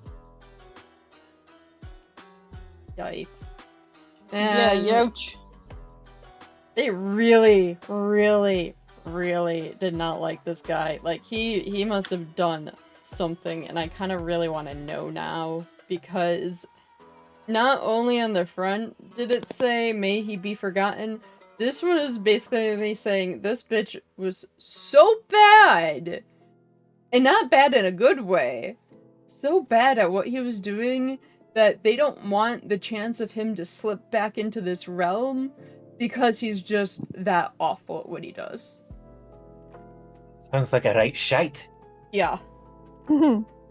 Zavid, give me a perception. Oh, you already did. You smell undead in this room. This is where it's coming from. It's strong in this room. Do I think it's coming from this tablet or this giant hole in the center of the room? Neither. Ooh. Is it where? Alright, I'm gonna hound dog it out. I'm One sniffing. dog it out. Give me one more perception check in the tower.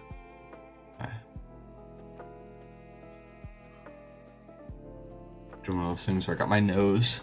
You rolled another nat 20. Look at that for Holy a 43. shit, my Svi. God. So, following your nose, you sniff around and you Toucan go Sam. here, and here, and here, and here. Oh, they're in the Here, chambers. here, and here. There are within each of these sarcophagi in front of you, within this room. These are undoubtedly guardians, like mummies that have been put here to, again, stop the guy from getting out. So here's what I think. He's down the hole. We want to find that body. We got to go down the hole. But coming back up, these things are going to open up, and the mummies are going to come out and attack us. Or you can reanimate them and we can have a chat with them before we do so. They're already animated, is the thing. What I could try to do is bind one of them to my will. But mummies are usually intelligent. They can try to resist. With I that say- nat 20, I'm also going to point out one other thing. You do see that in the southwest corner, there's a hole in the ceiling. It's about 2 feet across. Right there, directly above your head. I would like to look up and see if there's There's anything up there. It looks exactly like the pipe that you jumped down. It looks like it goes up somewhere. And the one in the center, I should describe that a little more correctly. That is, it looks like a large column. It's just a pipe going from floor to ceiling. There's not actually a hole there. It's clearly a pipe. It does go up and down, but it's not a hole. It's a pipe. Whatever path that is goes through this floor.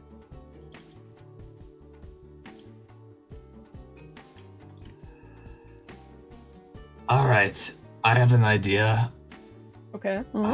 It's gonna require me to get a little bit slippery, and I'm gonna climb up the wall, and I want to climb up the pipe. Great. Give me acrobatics publicly.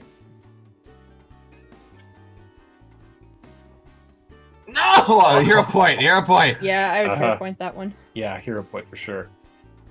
Are you fucking kidding me? Hero But point. wait, no. Oh, wait, no. No, that's only for saving throws, the card. Damn it. Yeah, Okay. that's only for saving throws.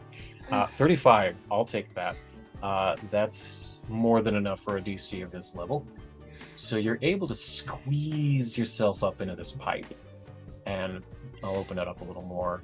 I look like Osmosis Jones squeezing into Drix's little thing at the end of the movie Oh, where his like God. little legs are going in. And eventually you do climb up and out of this pipe. It's quite high. Probably 40, 50 feet at least. And that is a hole. You're able to climb out of that. Yeah. And this, the pipe can be shimmied up, albeit quite slowly. Pulling yourself up into this dimly lit room, the air feels old. 5 shelves line the wall containing ancient crumbling papyri. There are doors to the southeast and the north, with a staircase leading up in the northeast corner.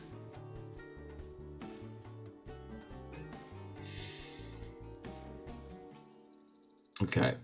I am going to call down and say, I think I found a sort of scribe's room with lots of ancient scrolls. And I wonder by saying this if Khan is immediately like, ancient scrolls? Because of the Knowledge?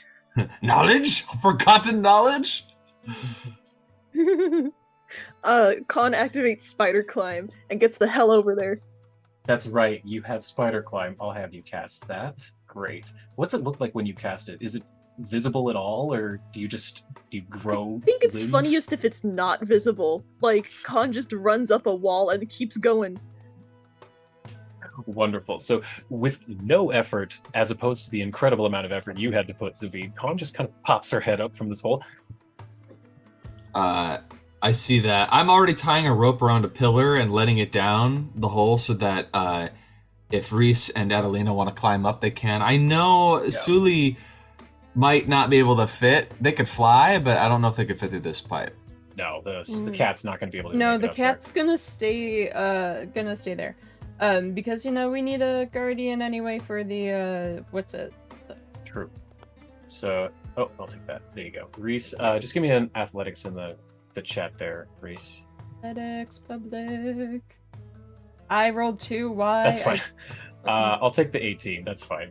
Okay, So cool. just like Adelina, that's the same thing she rolled as a natural 18. Awesome. Wonder Yep, Twins. So you are able to get up there no issue into that room.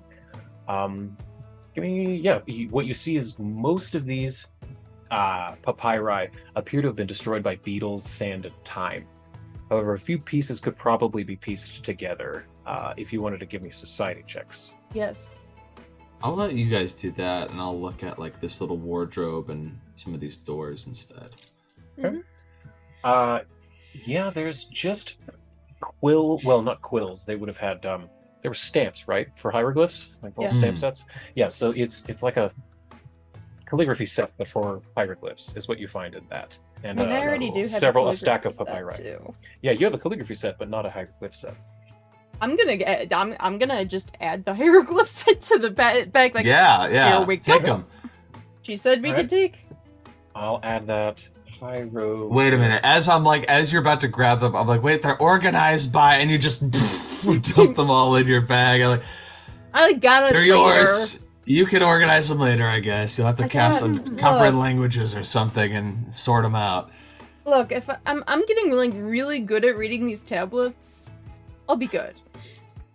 All right, I trust you. It's not my set, so I don't quite mind. And then This I'm gonna isn't go set. to These are tablets, but good try. I'm gonna go to this All right, door. that door is unlocked. Oh, open it up. There is Ooh. a single chest upon a pedestal within this room. I'm gonna examine it for traps. Give me a perception Yes. check in the tower. Connor, what are Very you wise. doing? Are you helping him, or what? Yeah, what's Con doing right now? I'll help. Great. I don't want one of his arms to get cut off. I or smelled treasure. something.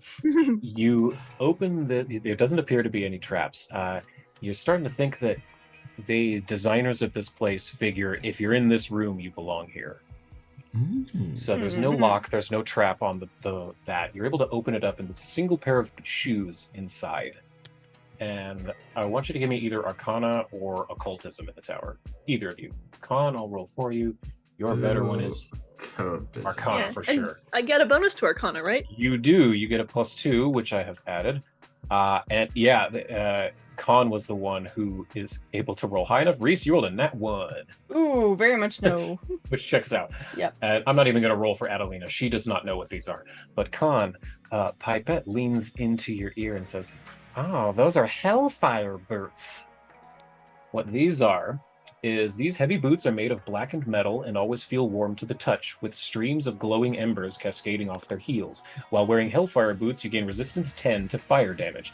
And then once per minute, you can use 2 actions to interact with it, and you will stride. Each square you move through during your stride is scorched with hellish flames, becoming hazardous terrain for 1 minute. A creature that moves through one of these spaces takes 3d6 fire damage. So it's like Heelys, but fire behind you. What size are they? Hellies. They would be good for really. They're not tiny. They're regular person size. They could be for either you or, well, I guess Reese is pretty tall. Probably not. They probably wouldn't fit Reese. No, They'd probably be too small for Reese, too big for Con. they're perfect Zavid size. So I can click them twice. There's no place like hell. There's no place like hell. And then I can create like a trail of fire. Mm-hmm. Yep. I look at my shoes. I think I had one pair of shoes from the beginning that are now muddy and gross and like my toes sticking through the... And I'm like, if not for nothing else, having a new pair of shoes might be a good idea. Yeah. So I'm going to take off my boots, make sure I got some socks on before I put these metal ones on, and then put on these metal boots. Oh, yes. So, Hellfire boots. Where are they? I combust. Ah, this was a mistake! Ah! Oh no, he's slippery. Are you actually oil? Magical boots. There we go. Oh, that's why I need to identify. What is Hell's been smell like trying to burning get my rubber? soul. This was their gambit the whole time. There we Burning go. rubber, no. They made a movie about a tire that did this. Great. So there you go. You have Hellfire boots now, Zavid, and you now have resistance 10 to fire damage. So let me find where to do that for you. I'll figure that out later. I'll code that later. I'll remember. So you found these nice metal boots. They're very warm. You feel like these will be great in the cold dankness of your room back at Shadow Valley. I feel pretty good. I got the magic item. Good job. That's pretty cool. Reese, while they were checking out that treasure, you were kind of piecing together little bits here and there from these papyri, parts that you could find, things that weren't destroyed by beetles yet, and you're able to piece together a story that kind of reveals itself. Jetrieti I was a priest under Ma'at, the Song Pharaoh. He aided in her afterlife preparations, helping to craft her soul cage, which is that mask she wears. The prophets had foreseen the world's need for Ma'at to live to see the far future. However, Osirian would need a leader in Ma'at's stead. It would need a pharaoh. Jetrieti was chosen to succeed Ma'at by the rest of her council. At the apex of her lich ritual, her life was taken by Jetrieti, stabbing the Song Pharaoh in the heart with a knife forged of star metal. Her nemesis was passed to the new leader, and Jetrieti quickly fell victim to drink, concubines, and leisure, leaving the business of state to his subordinates.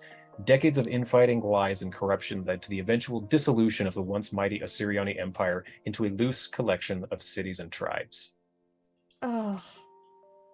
This guy's the reason nobody takes this seriously. Oh god, he's the worst! No, he deserves to be fucking forgotten. Fuck this guy. And What did you find? He reiterates what a piece of fucking trash he is. Yeah, so people don't take it seriously because he fucked up big time. Like, would be so devastated. I think she would kill him again. I think she would revenge kill him, if she could. It's bad. Alright. Well, how come the Empire wasn't able to pick up the pieces afterward? I think, it's almost like imagine an annoying orange just rolls through, steam blasts things with its icky orange juice, and then, there's this person who just, likes eating ice cream a lot, and he's trying to pick up the pieces, and people are just like, dude, you're not doing fucking shit. And then, it's not seriously taken that, we could come back to power after that guy fucked up so much. I really should have stopped buying you all those weird tales when you were a kid. I don't know where he gets these stuff. Yeah. What'd you find there, Zavid? Oh, these are Hellfire boots. They're very stylish. They're right dashing. You look great. Yeah, sweet kicks. Yeah. It's kind of weird not seeing your toe stick out of your shoes, but, I like these. I do too, and I don't know if I'm ever going to set a trail of fire, but I can move pretty fast, so You should absolutely set a trail of fire. Not right now. I'm not but gonna do later. that now. Don't worry. Don't worry. I would like to open this door. It is unlocked. Like, oh my god. Oh Okay. wow. Let's see. The door opens up to reveal a small room with crumbled stone tablets upon the floor. A small alcove sits at the southern end. Hey, this, wanna help, move some tablets? I think, there's more story we need to uncover. Oh, aye, let's see what we got here. And there's plenty of these tablets. And give me Society in the Tower. Yep.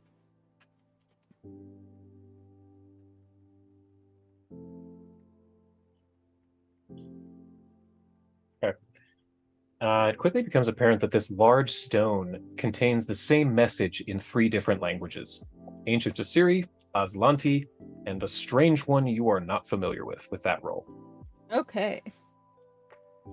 Is anybody familiar with this one? This is Ancient Assyrian, this is Aslanti, and this just looks like somebody just scribbled all over. I don't know what the hell this is. Oh, well, I speak Aslanti, so I can definitely read that part.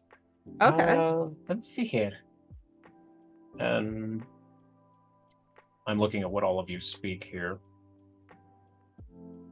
Zavid and Khan, I want to roll societies, because Oh, got cons. Zavid, roll me society in the tower. Okay. Yeah, Khan just knows a lot of like common languages. She does, yeah, not weird ones. Zavid, you have no idea what this is. None of you really have any idea what this third one is. I'm gonna. Can I use the Ankh of Memory and summon Amanda's spirit? Yes, smart, very clever, very clever. Amanda. Let me bring her in, and yes, you can use the Ankh of Memories to bring in the shade of Amanda, who witnessed the first battle ages ago, ages past. She wears full head-to-toe, beautiful Royal Assyriani battle armor with a war scythe at her side. She looks to you and says, Oh, yes. What can I do for you? I have need of your knowledge. Sometime after your life, the Osiriani Empire went through a waxing time with Ma'at. I think that Amanda was before Ma'at, right? much before, yes. Yeah. There was a cresting of the empire. Ma'at, the Song Pharaoh, brought it into this wonderful golden age, and then it was abruptly halted by her successor, Jiriat, the Forgotten Masked Emperor. We are in his tomb right now, but there's a language none of us recognize, and we thought maybe with your expertise you might know what it is.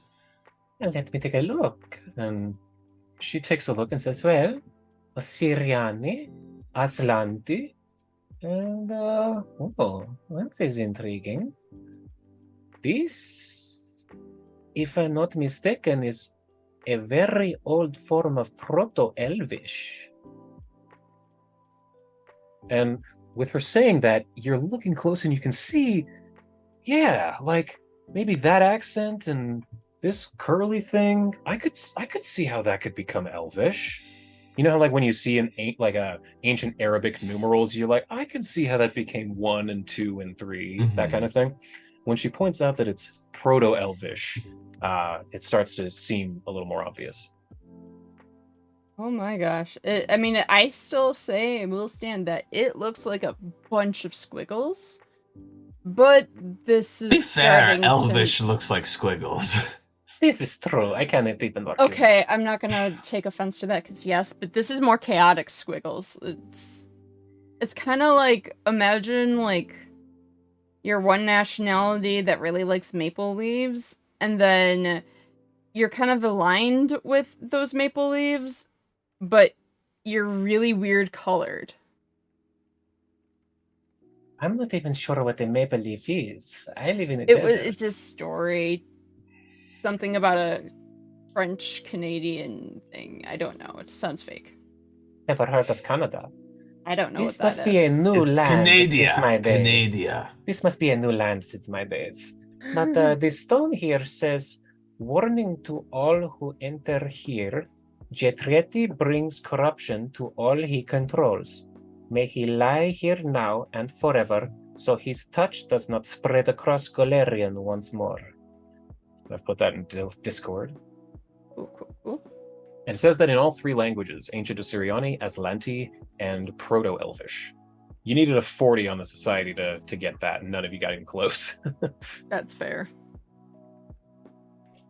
Yeah, this is when we call in the experts here. No, that was clever. Yeah, that was a great way to do it. Yeah. So, what could all this mean? Why would there be elves involved in this? Well, Or The elves have been here on Golarion a long time, yeah. but we did not come from here. Perhaps this stone was to help communicate between those from far and those native to Golarion. Let's see it. I want everyone to give me perception checks in the tower. perception in the tower. Or can I see it? Critical failure, Con. Not surprising. Yep. She's lost in thought. Very much. What is Con thinking at this moment, actually? She's just distracted at the possibility of learning new languages. It's like, if you ever think, man, I really should get Duolingo, and then you completely forget what you were just thinking or talking about. That's great. Yeah, especially learning that there's this new Proto-Elvish thing, this language. But you knew that Elvish is ancient. Elvish is a tongue that's thousands of years old, barely changed over the thousands of years. But this is like old Elvish. Like, there's an older version of Elvish? What the fuck? And the only reason we know it's older is because we have someone who's so ancient, they would recognize that this isn't just like an offshoot of Elvish that's different. This is the progenitor of Elvish, which is that's a great word pretty for cool. But is able to notice that in the small alcove to the south, there is a drop-off.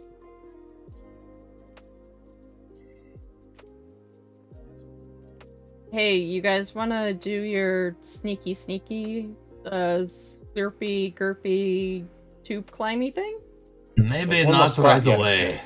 checked. Okay. There's one more place we haven't checked while we're up here. That Oh. stairway. Oh god, I you're run. right. I sprint. Actually, I sprint up the stairs. I'm just so excited. All right, let's go. Before I reveal this, I want to tell you, I did not edit one thing in this room. Oh Not god. Not one thing. I want you to know that. Okay. Okay, so it's not your fault. Whatever No, happens. It's great.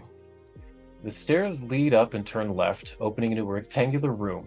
Upon the floor is a mosaic of precious stones. It appears to show a deific story. Upon a small pedestal at the northern end is a glass bottle.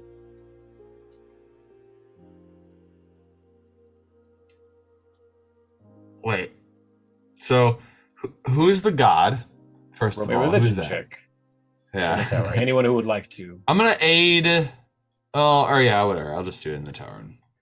Okay. Because I have a feeling that Reese would know more than I would. Yeah, and also, Reese actually rolled higher. I got Amanda with me. I want Amanda to continue our little adventure with us. Wonderful, not a problem. She can't help you in combat because she's literally just like a hologram. But yeah, she can help you with knowledge stuff. Yeah. Reese rolled high. Zavid, you rolled really bad on their religion just now. Very cool. So, Very cool. yeah, that checks out. The mosaic appears to show an image of the crocodile god Sobek traveling in his boat across the Sky River. At the northern end is a depiction of the Galarian solar system, each planet aligned in conjunction. The only strange aspect is a pair of wings connecting the planet Galarian to that of Castrovel the Green. Huh. That's interesting. Valerian Did and the elves come from Castrovel? Is that what we're learning? I'm interested in that there's 7 other suns, and Galarian's sun is right here. Like, this is the one that they're focusing on, but I'm like, there's 7 other systems that we should know about, maybe? This is weird. I mean, I'm flying. You have wings. Mm-hmm. you saw it. Anyway, This almost is like predating what we know to have happened. Is it possible that the elves could only travel here because of the conjunction? That is a very clever thought. Yeah.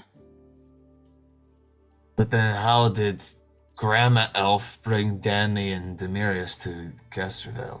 Well, it's in conjunction right now, right? Is it yet? Castrovel the Green, let me see. I thought it wasn't yet, but maybe I'm No, wrong. it's not yet. Not yet. Never mind. But thinking on it, Zavid, you're realizing with all the weird stuff that's been happening lately, with first the purple worms attacking the sand elementals, and then the scorpions kind of attacking you within the pyramid, Zephan Ra, and then the scarab beetles that normally are just scavengers going after living creatures. You're starting to think that Avalon has probably come into alignment recently. Avalon the horse. Animals going nutso. Mm-hmm. Essentially, animals attacking people to the death, like an old DM I had used to do for all the animals, and I'm like, that doesn't make sense. They would run away. They would. And they're like, nah, the snake attacks you till it dies. Why? Now it's actually happening, and there's a story reason for it. Yeah, I have a story reason for animals to attack you to the death. The description in your book, because you have all these notes: beasts become feral and wild, predators kill more than they need to survive, herbivores fiercely defend territory, scavengers do not wait for death to begin feasting.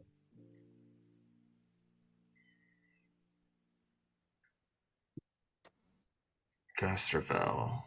It's really close by. Yeah, and it's is. green, so I imagine it's a big old forest planet.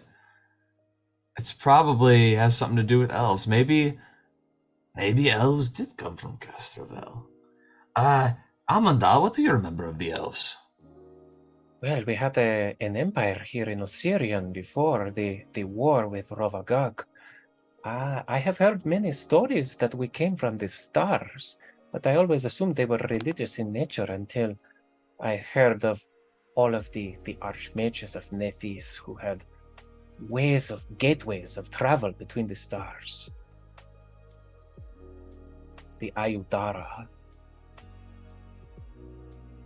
So, perhaps the elves came to Galarian during the conjunction, or a conjunction, in order to, I don't know, what do you think, help establish a empire of their own here?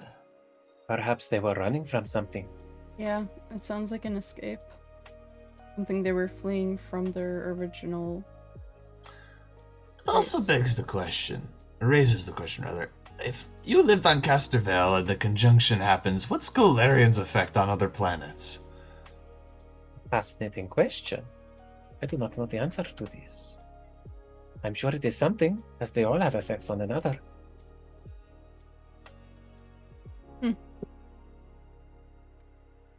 Guess we're gonna have to find out when it ever appears. And if I'm acting weird, we'll know why. Yeah, if we're able to get to Castrovel before it comes into alignment, we'll actually witness how it's affected by the conjunction. That'd be a very cool little thing. That would be a cool side quest. Yeah. In the meantime, we've got a very interesting. I guess I'll draw it out on something just to have a copy of all this. I'll try to be as exact as I can. I also see that we've got this Ankh here and this other thing above everything. What does that symbolize, or is that not meant to be there? That was just part of the map. Cool. Unks are unks. I imagine it as being representative of watchers over Galarian, like the gods witnessing over the conjunction. Yeah, I'm gonna go with that. It's a metaphor for the gods witnessing that conjunction. However, with the perception checks I saw in there is a small red clear glass bottle on an alcove at the very north of this room. Reese can go over to it. Okay. Everyone give me Arcana checks in the tower. I'll roll for con.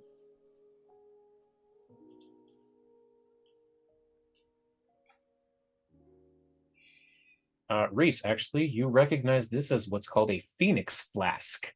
It's a potion Once you ingest this strongly spiced glowing red potion, blazing wings of a phoenix sprout from your back and carry you through the air. For 1 minute, you gain a fly speed of 40 feet. The first time each round that you fly, including to hover in place, you shed burning feathers that deal 3d4 fire damage to all creatures in a 10-foot emanation at the end of your movement. Basic reflex save 29 DC.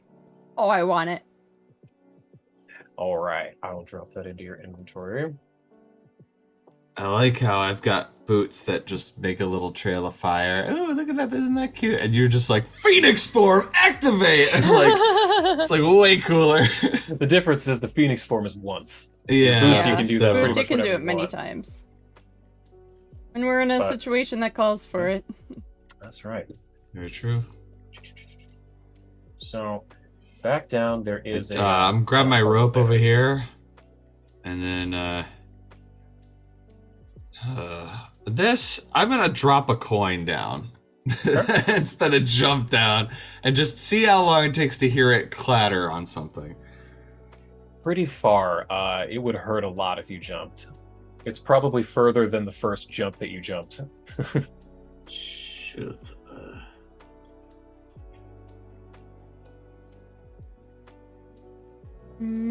All right. Do I have? Let me see. Hold on. Let's see something. Inventory. What we got? What we got?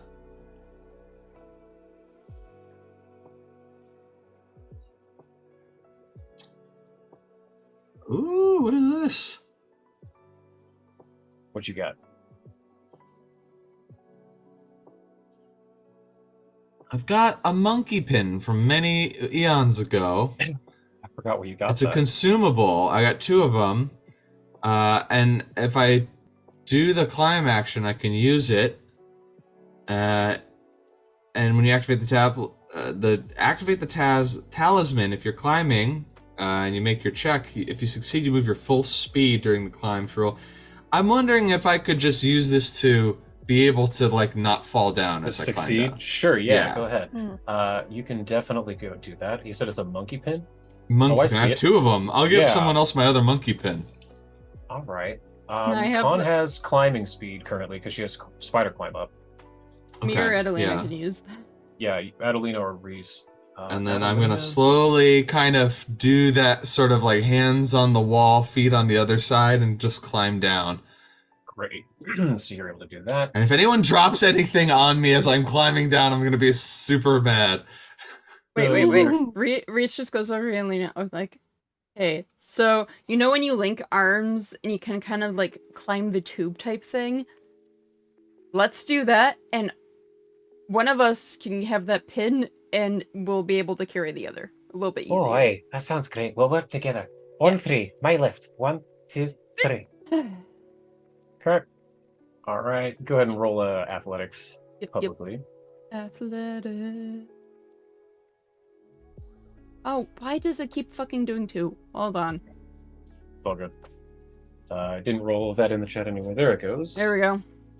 Oh yeah, you two are able to kind of arms locked, 1, 2, heave ho, get your way down, and it's at the very south of the map. I don't know, probably need to give a little hole there to move through.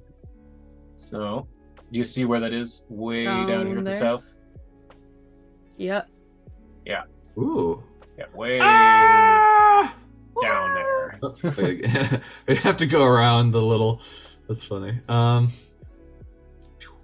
Okay. Oh, is that set? This is Sobek still. Or Oh, wait a okay. minute. Yeah, that is.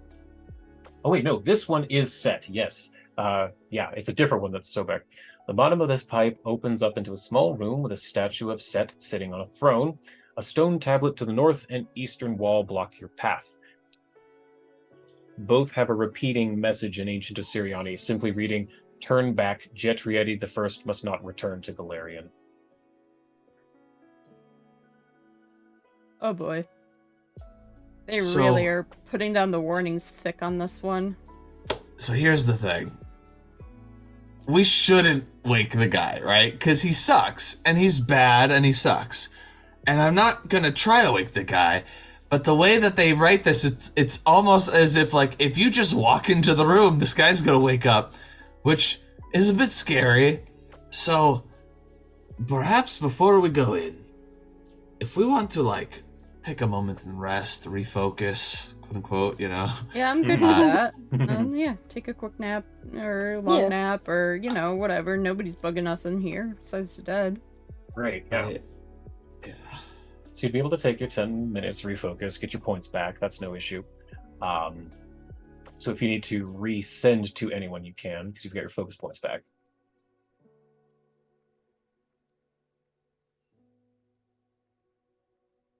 Well, I'd like to try the small door on the top first. Okay. You probably still have Ant Hall up. That lasts at least an hour. It's 8 hours, yeah. 8 hours, even better. So, yeah, between Ant Hall, Adelina, and Reese, I won't make you roll because you got the front one, which was the big one. You're able to get this thing moved. Opens up into a room. I see. So this is where that pit led from the other chamber. Basically, I'll open this up so you can see there. And you've learned to look up at this point, Zavid, and you see that there are wings on the floor. And if you look in between them and up, there is a hole that leads up and out of this chamber. But this room contains an empty chair facing a large statue of Sobek, and upon the floor are hieroglyphics that read Sobek's Beacon. That's funny because it almost looks like Anubis, but that's, yeah. Cute. And Reese just goes over to Adelina's like, see, the two things are like dog ears pointed up, the other one's like the little snout. Oh yeah, but if you look at the nostrils, they're on top. I think that's a crocodile. That's you're not wrong. It's like looking at clouds. Khan immediately went to the throne. I didn't even do that on purpose. Oh, that's hilarious. But yeah, that's what you see in here. Just the statue and then the hole in the ceiling leading upwards. So and yeah, means... you that is the pipe that's in the center of the room with the council. So to get through here, I think I might need a little help. Cause I don't know, unless you guys got like a pass wall or something. No.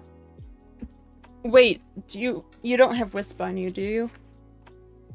Wisp I left up at the ship. I could try to recall Wisp, but that might be... That would cost a slot. I don't think That's I need fine. it. Okay. So this is kind of a... I'm gonna ask if I can do this, Eli. There is a spell called Divine Vessel. 7th level spell. You accept otherworldly energies into your body. While you're still recognizable yourself, you gain the features of one of your deity's servitors. Choose an alignment your deity has. You can't cast the spell if you don't have a deity, blah, blah, blah. This spell gains the trait of the alignment you chose. If you were medium or smaller, you become large as the effects of enlarge.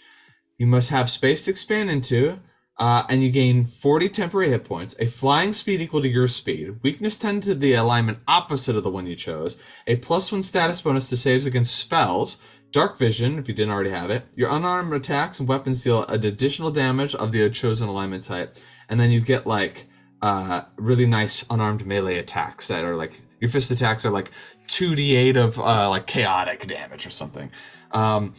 Now this is really cool, but I'm looking at the enlarge effects, which I cannot cast on my own because that is an arcane or primal spell. So this way I can get the effects of enlarge, where I get to become a little stronger and able to move things. I like that a lot. That's hilarious. So I can make you large. Mega actually. Zavid. Mega feed. I cast Divine Vessel, and as this happens, you see Zavid's face shift. His eyes become blood red. His skin becomes much more sallow and pale, and he has enormous canines on both sides that sort of elongate. His tongue becomes really long as it like slips through. It's like this purpley, like long ghoul tongue that he has. He looks gross, but he's also buffed out in this form. And he goes, "I've got this." And he grabs That's how he talks. He's a lot bigger. yeah. I've got this. Don't worry. Grabs the thing. Using this with Antall and everything, I think hopefully I'll be able to like move this thing out of the way. You rip it off of the wall and hurl it across the room, opening up a large room with what is very clearly a sarcophagus for someone who was very wealthy. Damn.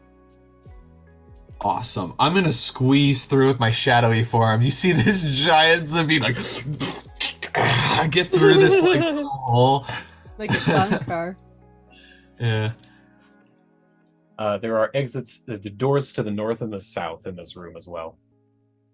I only have this for like a minute, so can I like open the sarcophagus? Absolutely. And as you do, you see the red eyes of a jackal-headed undead creature look up at you. Please roll initiative, everybody. Hell yeah. Let's do it. All right, Con, I'll give you your stealth. Yeah. This is also, do you think, a good time for us to... Yep, probably a great time for us to Yeah. wrap up. I Yep. just want to get these initiatives in, and then Do Yeah. I do perception or stealth? either or. And Zavid I was don't- the one being obvious. Yeah, sorry. I also don't know, do I get any bonus for... Okay, I told myself that as soon as it happened, I would do this. Someone, Con, you just rolled the first 50 of the game.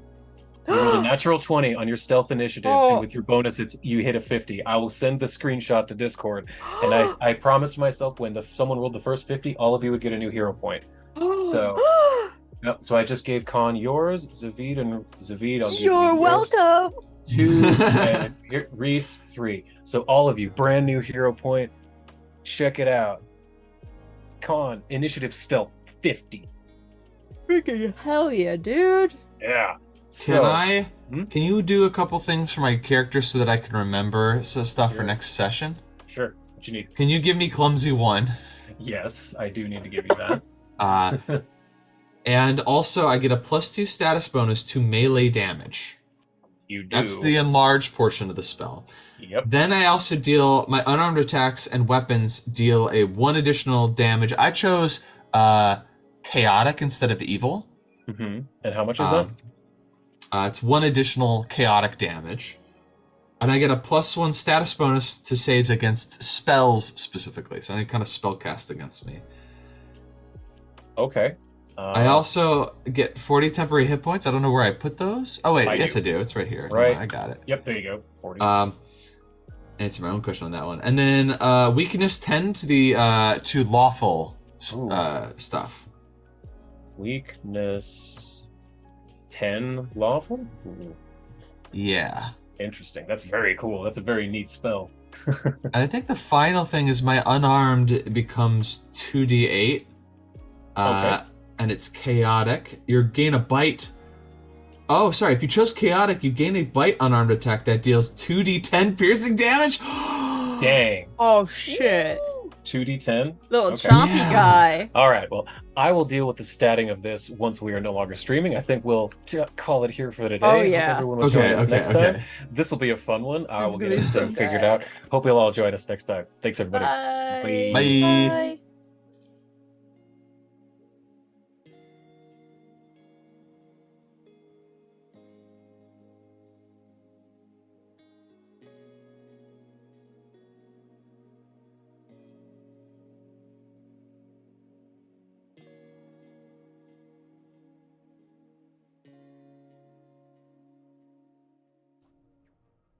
Excuse me, I need HP, please.